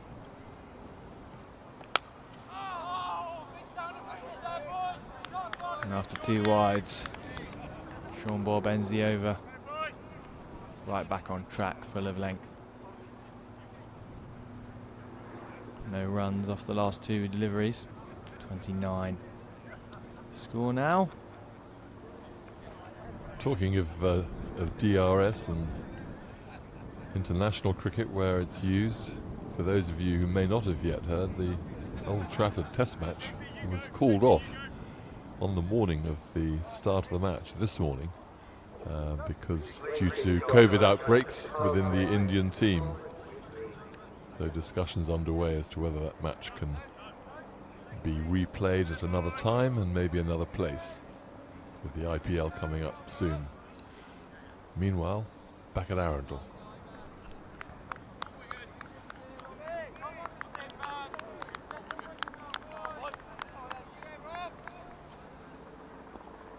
Centre stage then for this contest. It's a triangular tournament between the forces, RAF, Navy and Army, without the distractions of an international to compete for the cricketing audience. So a few positive cases amongst the coaching staff for the Indian team. All negative PCRs amongst the players, however.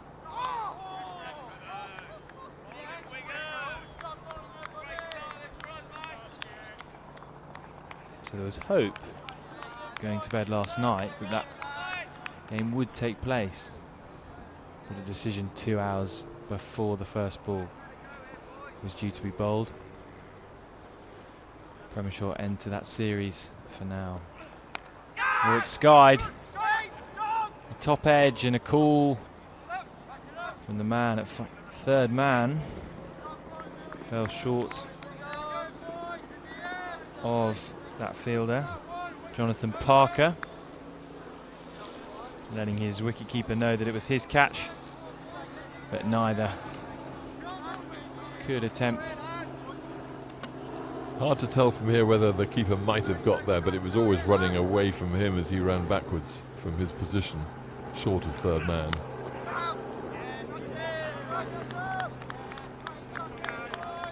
Promising start for Robert Wigley. reducing that false shot. With his first delivery from Adam Fisher. And a dot to follow up from Diver. Successive dots, in fact. No room for the vice-captain to free his arms. For those of you just tuning in, this is the BFBS Sports Show YouTube channel, and we're live from Arundel Castle. Flicked away again. The third boundary for Divers on the onside. Just using the pace to whisk that past square leg. And a healthy total building. 34 for 1 now after 5 overs. That's the end of the first power play. 4 men now allowed outside the inner ring. But a good power play. Started very brightly for the RAF. Sean Bobb ensuring that top order batsman couldn't get away from the Navy.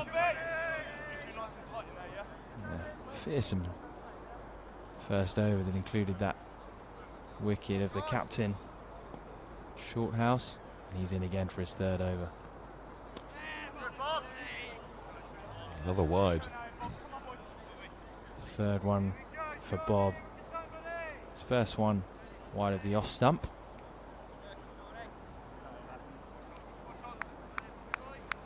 But I don't think the Navy or Sean Bobb or anyone watching will mind watching this bowler for an extra delivery.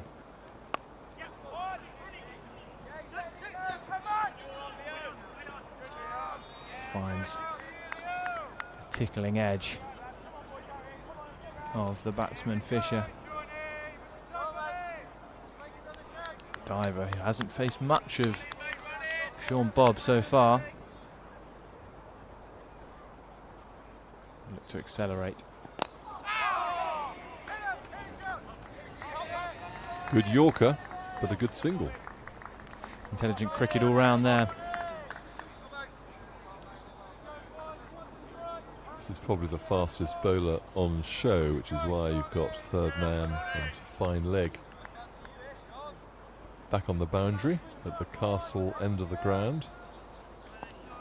And the other man out is cover sweeper, all the rest in the ring.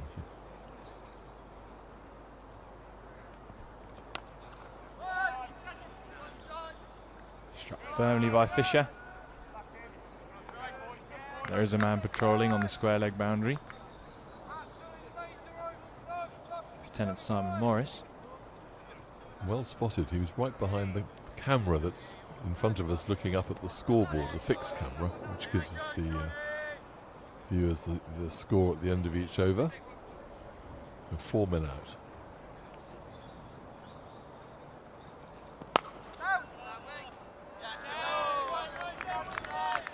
Drilled past the bowler but straight to the man. And hit too hard for a single to be contemplated.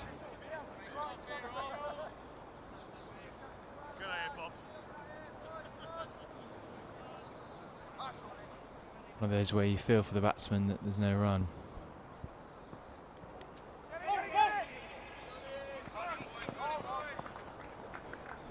Took that one amidships.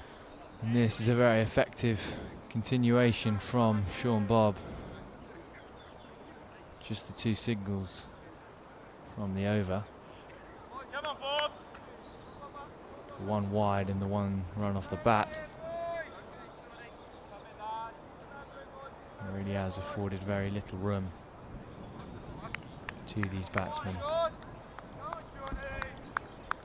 We saw pace off from the RAF.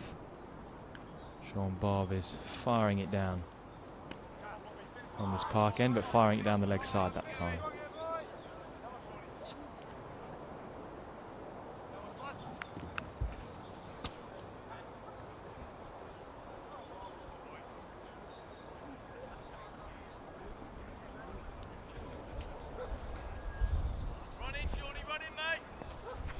Gentle breeze, just fluttering our papers on our desk. Another strong drive down the ground. Another dot ball for Sean Bobb. Just 3 from another tight over. 40 for 1. Now after 6, I can see Doug Naylor out on the boundary there, warming up. He might be getting a bowl soon, but not yet.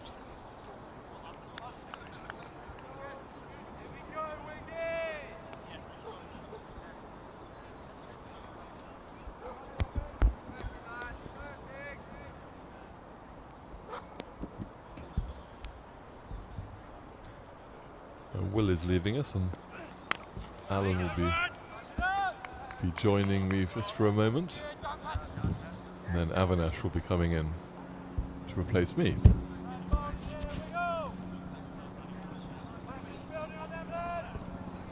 Yeah, thanks very much, Will. So this is the start of the 7th over, and that one's driven. Beautiful shot there. It's one of the shots of the day so far, I think, by that's Diver, who played that. 4 runs, just wide of mid-off. An impressive stroke.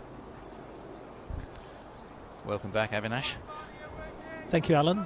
It seems to have got a bit cooler since I was last on commentary. Yes, the breeze has picked up a little bit. But no immediate threat of rain, I'm glad to say. Well, we've seen some quite aggressive bowling from the Navy to start with, but only the 1 wicket down, and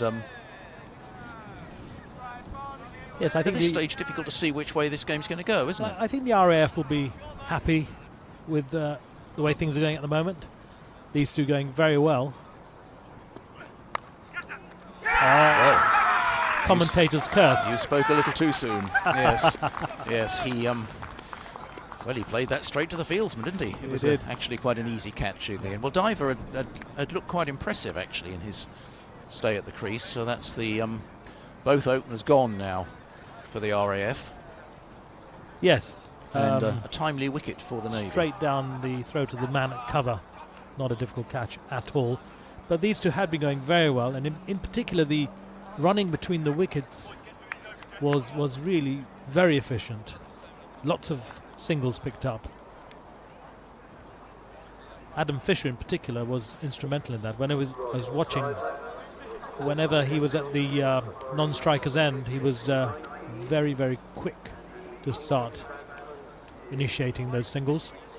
So Diver was caught by Johnston off Wigley for 19, and the new batsman coming in at number 4 for the RAF is Sam Beals.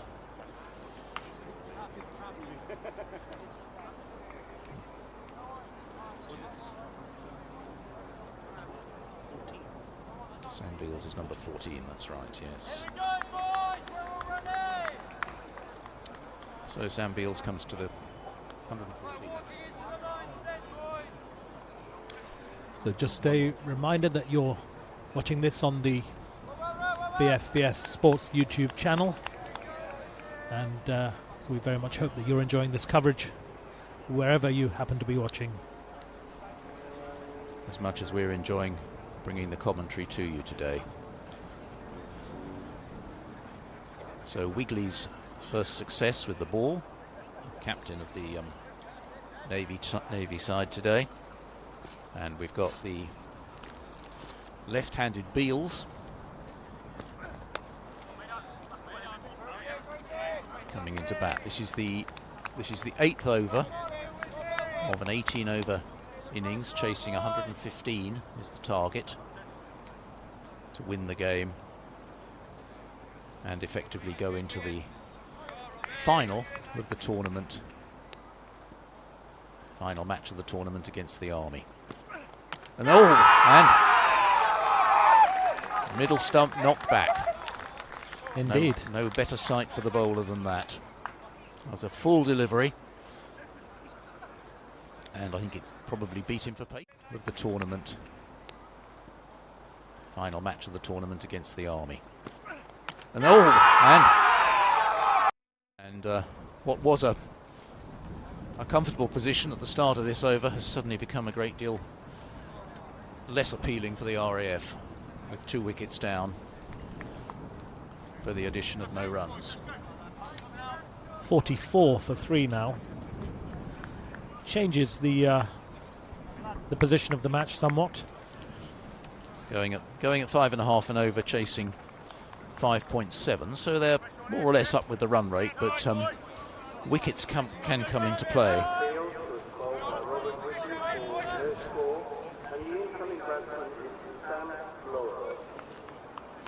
Sam Bloor is the new batsman.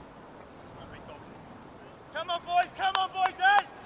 Great encouragement now in the field for the Navy, who will feel absolutely buoyed by those 2 wickets, and Wigley will literally have his tail up. But that's the end of the 8th over. Yes, so and we've got,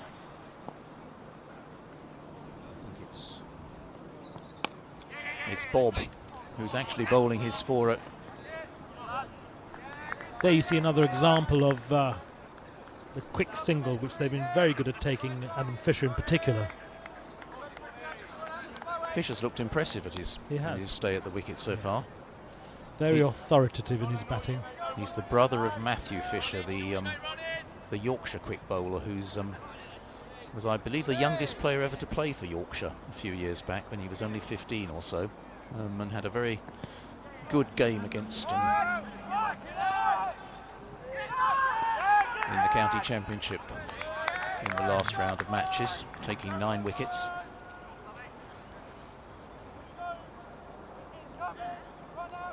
So Bob is bowling his spell straight through. He's bowled with a great deal of pace. A few wides been interspersed with that, slightly erratic in direction, but always hostile.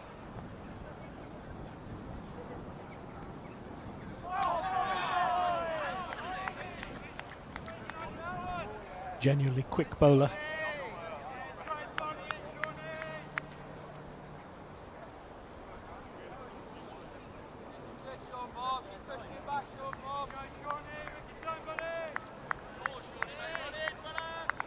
Great encouragement from the fielders.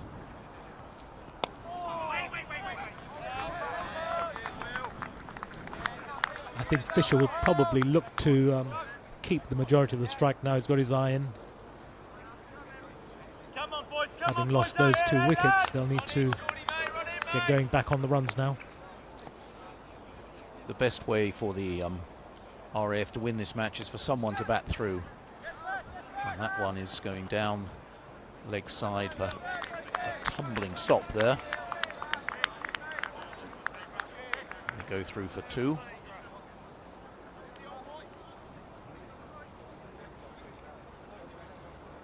Score now is 48 for 3.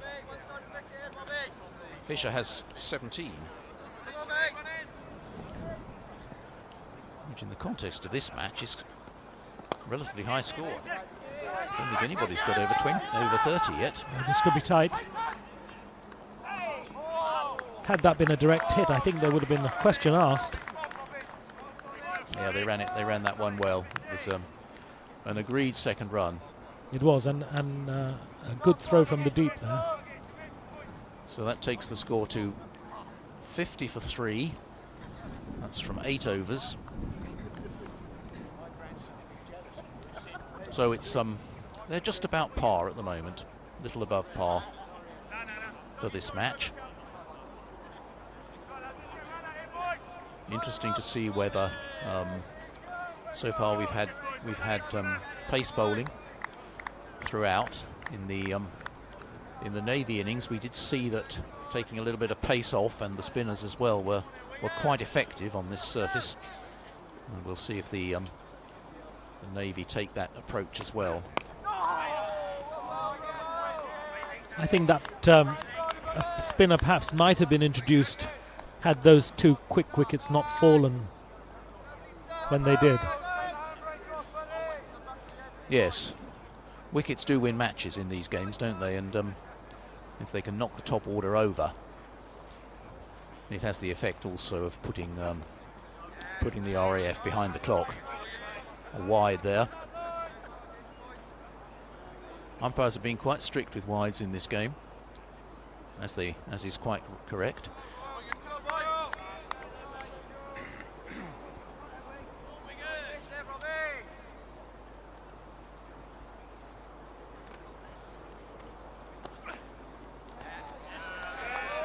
Got away with that one. Funnily enough, that one wasn't given. Yes, I was thinking that was going to be called again. It was a short delivery, but umpire didn't call that one. It's cloudy, a little bit breezy, but we think that with a bit of luck we should get through the day now without any more interruptions.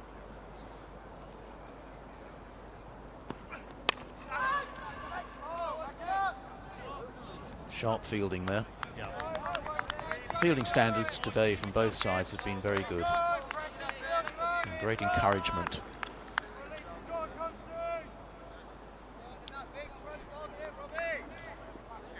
Yes, the team spirit for both teams has really been very impressive. Wigley's bowling with a great deal of pace, actually.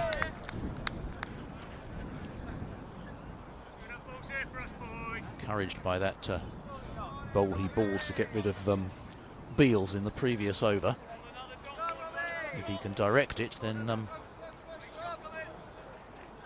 yes, I think he might want to get to the other end of the pitch. Very short there, and a tumbling stop keeps them down to just the one run. Excellent stop.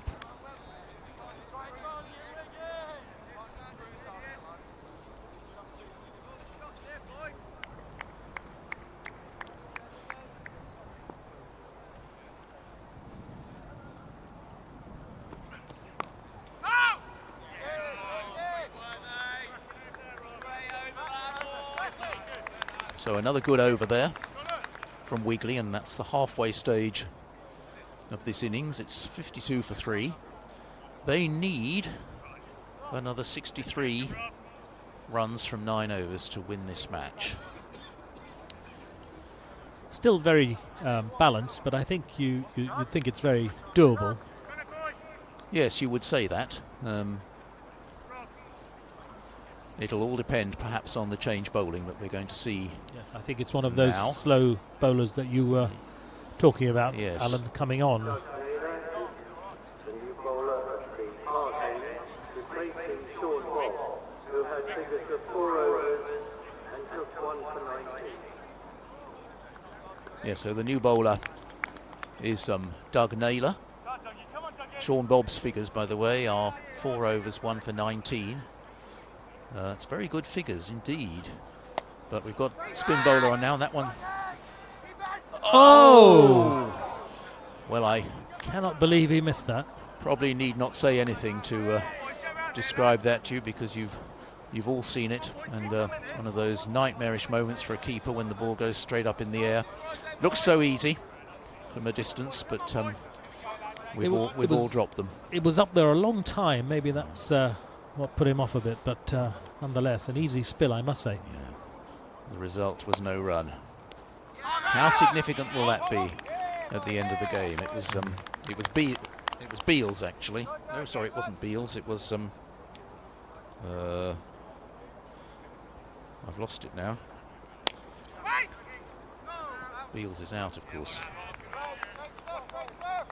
Well, Doug Naylor so far has been very impressive in this over. Lieutenant Doug Naylor, born in Johannesburg, South Africa. Giving the ball plenty of flight.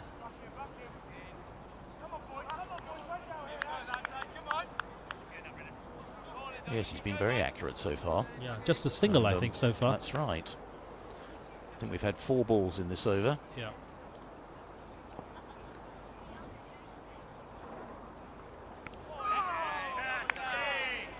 Well, that was a shorter one, and he tried to carve that away through point, but didn't make any contact. That's a good shot.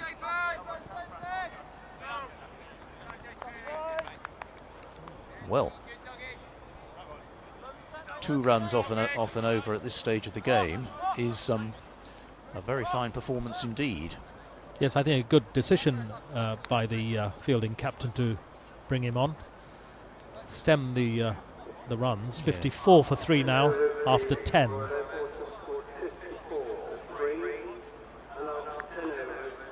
The Navy were 50 for 1. Just give you the comparison of the scores, that the Navy were 50 for 1 at this stage. So a little bit, they were the RAF are a little bit ahead of them. They have lost a couple more wickets. It goes to show that run scoring is not that easy out there. The Navy.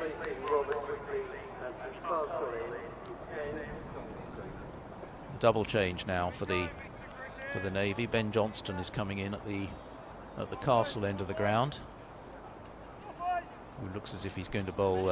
I think he's a right arm medium pace. Yes. Yes. Although he bats left-handed. He did. He did. Always admire these people. So we've got 4 men around the boundary, and in fact now we've got the 2 deep fielders, deep mid on and deep mid off, going out to the boundary, and fine leg is coming in to short fine leg. So 5 on the boundary now.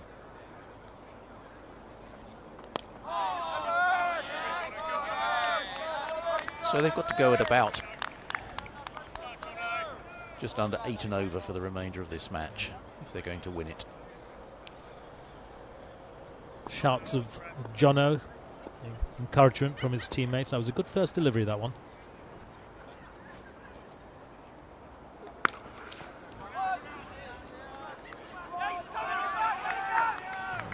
Oh, that could be tight. That could have been very tight. Had the throw been better, that would have been much tighter, but Yes. he made it with ease in the end. And the bowler had no real chance on that occasion. That takes the score to, I think, to 56.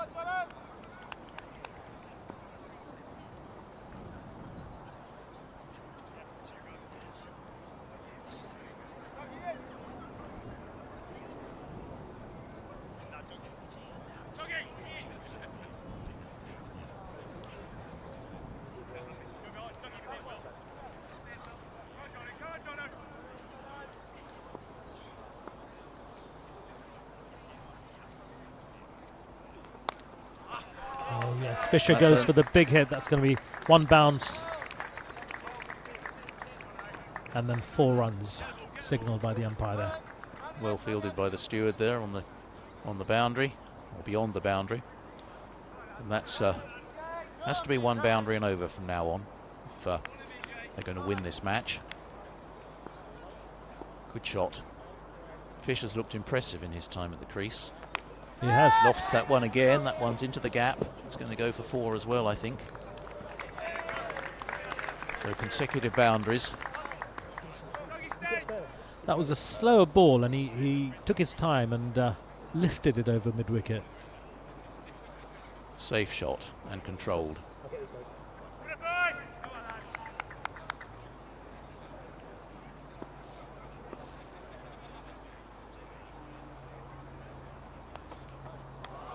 Oh, and that one was down the leg side. The keeper couldn't take it, and that's going to be 4 byes. So a very productive over this is turning into for the RAF. A little bit loose there from. Yes, the keeper did well to get his hands to it, really, but it was a bit of a wild delivery. Yes.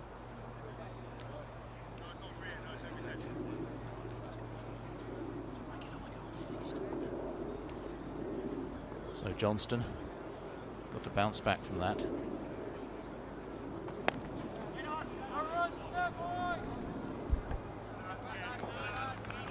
Which he does.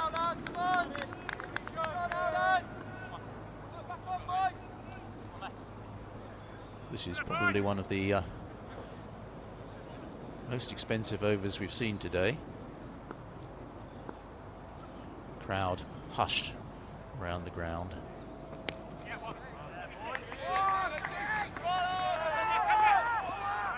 Good way to end the over for Fisher. Keeps the strike, and after 11 overs, it is 71 for 3. That means 44 are needed off the remaining 7. I shall now leave you in the capable hands of Avinash, and Ian will replace me. So 71 for 3 after 11. Still very, very well balanced, this game.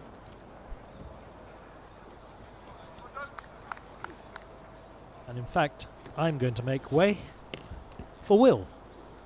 So over to you, Ian.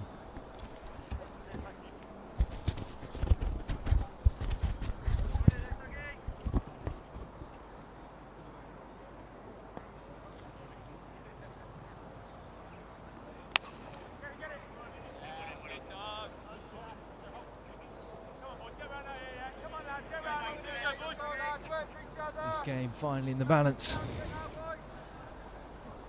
after a flurry of middle over wickets.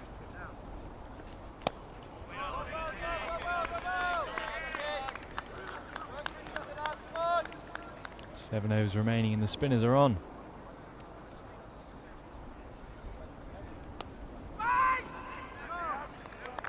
Well, Will, when we were last together, we were speculating on how the RAF might respond to the Navy's total. It's in front of us now, and it's a slightly tighter game than I thought it was going to be after the RAF opened their innings.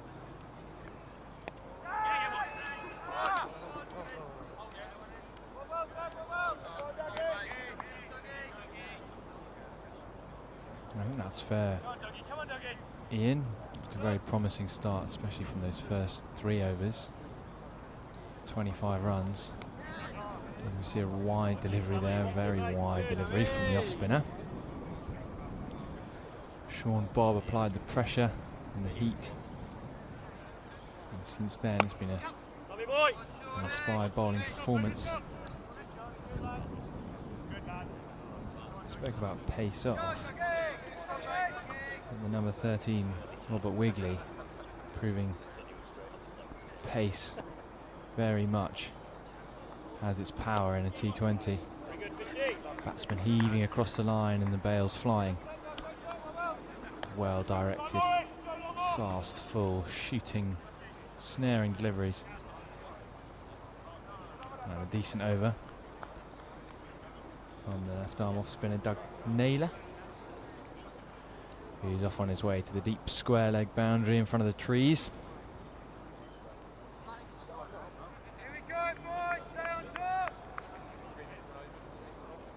That's pace to continue.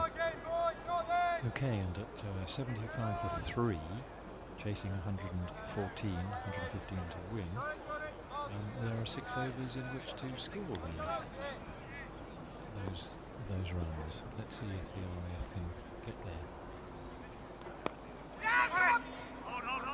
That's a nice single taken by the RAF. By Fisher, who's still at the crease, coming in at number 3. It was all falling around him. Wicketkeeper batsman Alan Fisher has looked composed and dogged. And if he's there at the end, the RAF will fancy their chances, finishing with a bang.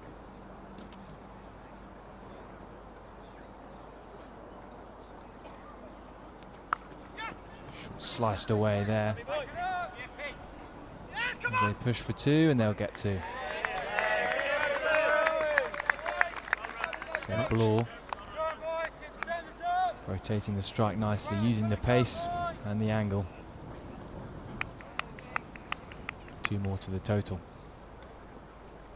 That too was greeted with much enthusiasm by the RAF supporters, who are banked up against the outfield. Very pleased to report that the weather remains hopeful. In the distance is a flag flying over Arundel Castle. It's blowing with as much gusto as we've seen. There are clouds, but they're high and they're moving. And let's keep our fingers crossed for a full day's cricket. There's so much more to bring to you.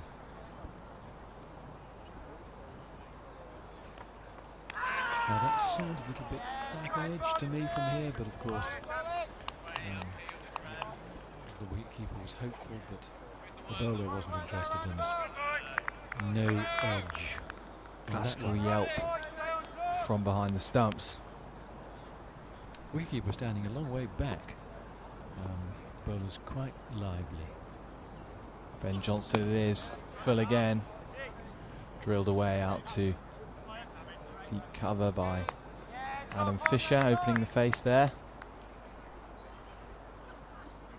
Looking increasingly accomplished and responsible. And he is probably thinking that he's the man to guide his team home, having become so accustomed to conditions and batting well. A big wipe outside the off stump there, short and wide. Looking again to target that offside. A dot to finish for Johnston. 12 overs gone, 6 remaining. Actually, the scoreboard just ticked over its 13 overs now bowled, so just the 5 overs in this 18 over a side game. With 5 overs to go, the RAF scored 80 for 3, and at a similar score, the Navy was 77 for 5. So we're just hearing the RAF 80 for 3, 77 for 5 at the same stage with the Navy. So all to play for here. The RAF just having those 2 extra wickets in hand in comparison to their opposition at this stage. Not signalled a wide that time by the umpire. Flighted delivery outside the off stump, very full. Notice the bowler ran back to his mark very quickly then to resume his spell. I don't know whether there are any penalties for extended times in the field, are there? That hasn't been brought to our attention. There's very little to worry about on that front, I feel, with the pace of the fielding, the precision. Certainly a mentality on show. Getting through your overs without any nonsense or dallying. Unsurprising, you might say.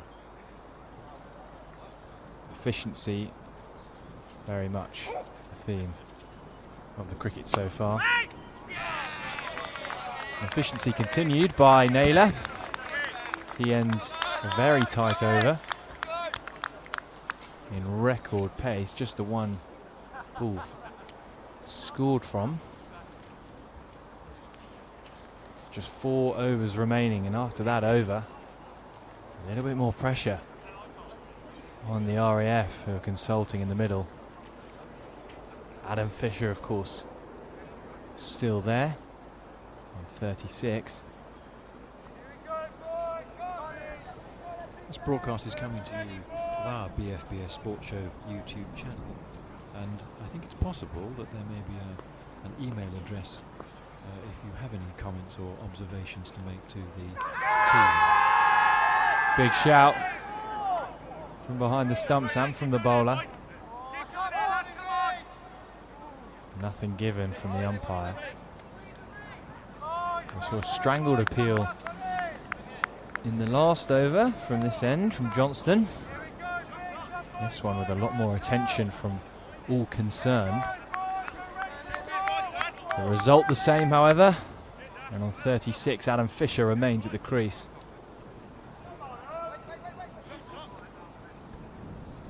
The cry of "come on umps" can be heard clearly.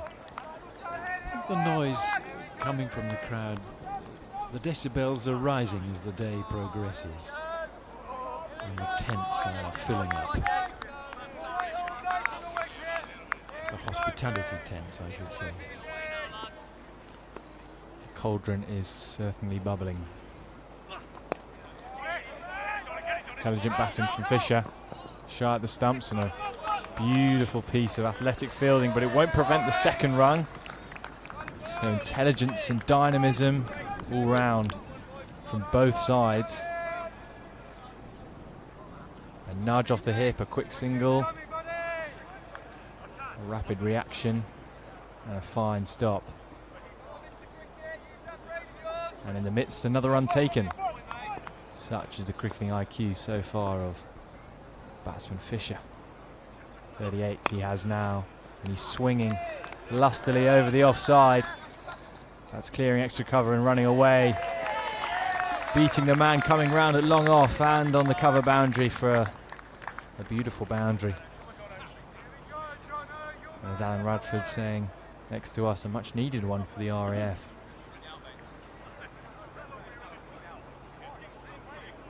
Fisher now onto 42. And the RAF on 87 in the 15th over, approaching the target. Johnson again to Fisher. He was in 2 minds, 3 minds really, about what to do with that ball. Looking to just help it along its way. Around the corner, deftly. He used the pace. He was rather stuck playing French cricket as the bat stayed straight. Didn't really lift above the floor. Full toss this time, and there's a chance, and an excellent catch down there on the square leg boundary. It's the man Fisher who has to go, and a stunning catch down there from the spinner Doug Naylor. 2 hands, immaculate technique. Wonderful low catch. And a crucial breakthrough secured for the Navy. 87 for 4. Chasing 115, and that isn't now perfectly straightforward given these loss of wickets. Bit of scoreboard pressure building, I think, is the expression, and the Navy really have stuck to their task, and always lifted by outstanding fielding and catching, of course. And the fall of that wicket brings Watson to the crease, very competent bowler who bowled his spell earlier on, and let's see how he can tackle this task. Ash Watson, the most experienced, most capped representative of the RAF today. Famed for his bowling exploits at Lords and elsewhere. He won't be taking the ball, he'll be off strike, and it'll be the 15, number 15. He's on 6 runs so far. Looking to lead the charge. And that brings us to the end of the 15th over, and at which point I shall vacate this chair and be replaced by Alan or Terry momentarily.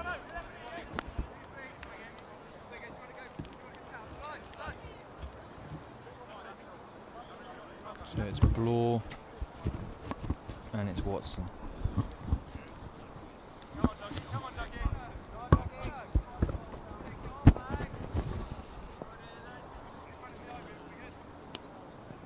Coming on for his 3rd over now.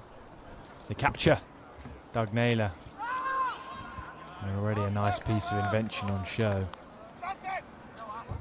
from the new man, A. Watson, and we have a new man in commentary as well. I'm going to make way for Alan Radford. Thanks, Will. So here at the business end of the game, it's Doug Naylor who's come on towards the end and bowled a very, very good first over indeed, very containing, just 1 run off it. And this is the 16th over, as that one deceives the batsman in the flight. As we're sadly losing all our paperwork as the breeze gets up. It's quite an autumnal day now at Arundel. A loud appeal. And they run a scampered single. So Well, Terry, here we are with we're in the 16th over. Yeah, It's going to be pretty tight, isn't it, this one? I think it might be now. Now Fisher's gone. So you were saying it's autumnal weather. I think it's been autumn since about the spring, hasn't it? We had a pretty splendid period in the last few days. Unfortunately, the weather changed just in time for this match today and the weekend. But never mind, it's dry. That's the most important thing after some rain overnight and early this morning. That one is hit much harder. It's bisected the two fielders. Very fine shot there. 4 runs. Yeah, he just had to open up a little bit. He went down to the leg side and then was able to play it straight because the ball was, I think, pitched on his middle and leg stumps. He had to just make a bit of room for that shot, but a very good one.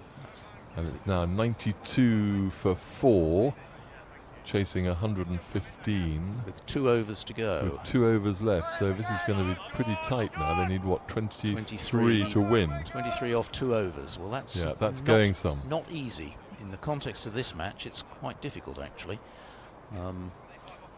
So nothing like a challenge for these two batsmen. So it's the left-handed batsman facing, I think it's Johnston, who tries to turn that on the leg side. 1 run off the pads, a leg by. 22 runs to win off 11 balls. So you think they're going to need to hit at least 4 boundaries, I would think, in order to win. Yeah, when it gets to 2 runs a ball, it's becoming challenging, isn't it?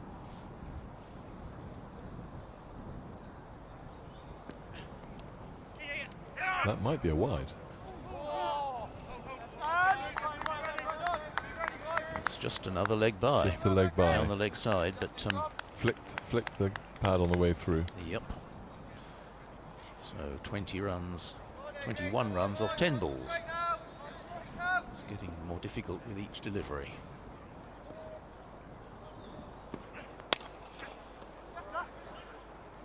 That's probably only one. Yes. The RAF very happy. Very happy. I'm sorry, the Royal Navy are very happy with. The Navy are very happy to concede singles. Yes, absolutely. Yes, Fisher got out at just the wrong time. He'd made 42, which was the only one who's succeeded 30 in this match so far.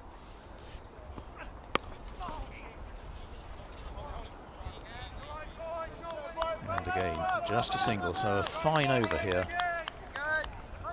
This is leaving them too much, I think, to do unless someone can hit a couple of lusty 6s. Not a bad crowd here today, considering the autumnal weather, as Alan mentioned. The marquee is bulging. Lunch must be close, and several people out in the boundary around the ground watching on. There must be hardy folk down in leafy Sussex. But, that's a no ball. So we have a free hit. First one of the day.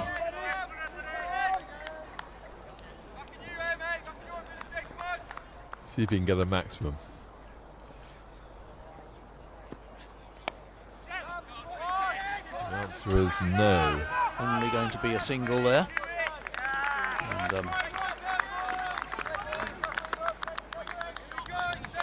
the Navy very enthusiastic in the field, applauding every ball. This is a under the circumstances, this is a wonderful over.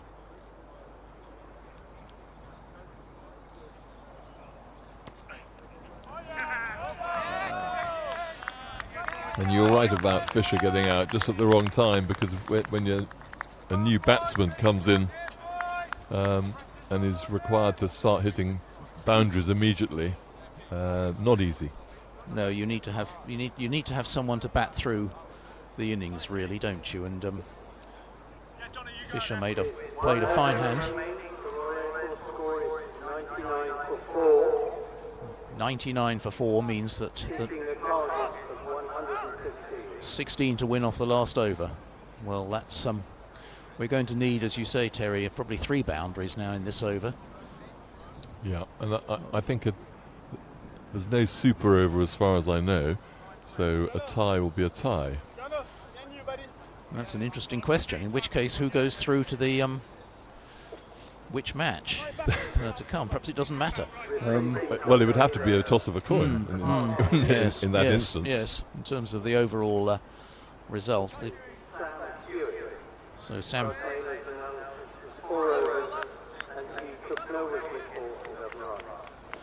Well, there we are now. That's interesting, isn't it? Doug Naylor's analysis. 4 overs, no wicket, but only 11 runs conceded, and that's a tremendous spell of bowling from Naylor, who came on, must have come on in about the 9th or 10th over, and when you would expect the batsman to become a little bit more expansive, and he only went for 11 runs. So it's Hewitt bowling his medium pace. It's a wide. Well, that helps. It does indeed. 15 runs off 6 balls. The RAF still just about airborne.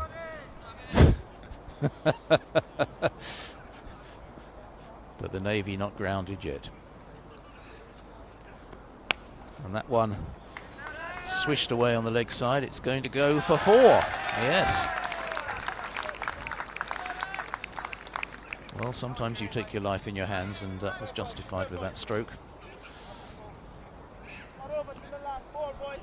101 for 4. 104. 104 for 4, sorry. No, that's all right. So 11 to win off 4, is it? 11 to win off. No, it must be 5 because of the no ball. 11 to win off 5 deliveries. 2 men out on the leg side boundary. Batsman takes a step over onto the offside. Well, they can only get 1 there. So it's 10 runs now off 4 deliveries. And the new batsman going to face. I wonder whether Hewitt will mix it up. That was a much shorter ball, but it was outside off stump, which limited the ability to hit a big shot to the leg side.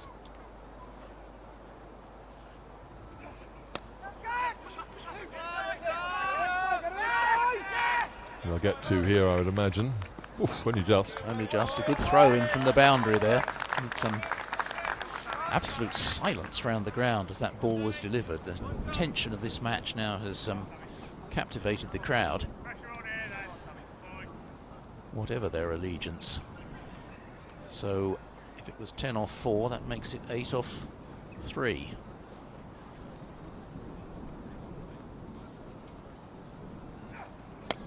Up in the air. He's held it. Oh. Well, it was a fair enough shot under the circumstances, and the catch was very well taken, so you have to give credit to the Navy fieldsman there. Number 2 is Johnston, and a good catch. So dying in the cause, I think one would say there. The 5th wicket falls at 107. So it is now 8 to win for the new batsman. Off 2? 2 balls. 2 boundaries. 2 boundaries. Or a 4 and a 3 for a tie. Yes. Yes, that's true. Yes. And it's Sergeant McGeorge who comes into bat. In fact, they crossed, didn't they? So the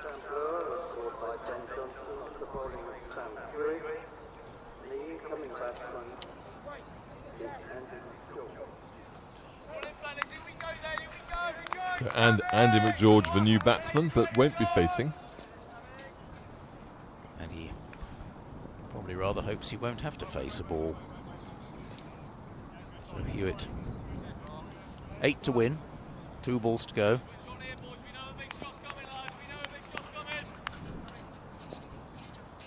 Where will he hit this one? Straight to the fieldsman. This is the run out, I think. No, that's not. He's gone. No, he was home. Well, we can't necessarily see very well from our commentary position, but McGeorge did well to get back then. So 2 runs there. 6 runs to win off the last ball. It's a grandstand finish. It is. Couldn't be more exciting.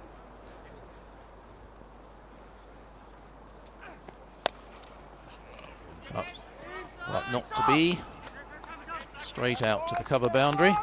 And he's run out.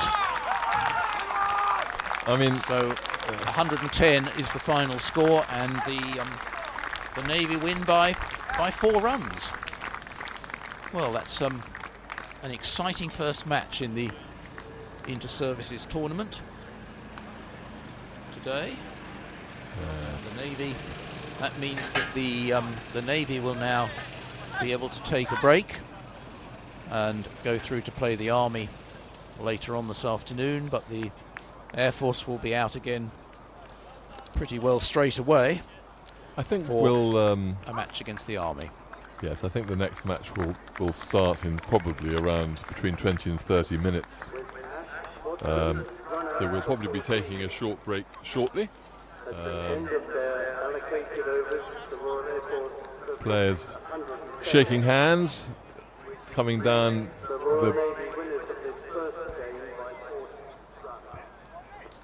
Yes. the announcer just telling us that Yes. it was a 4-run victory. 114 for the Navy for 8 wickets against 110 for 7 from the Air Force.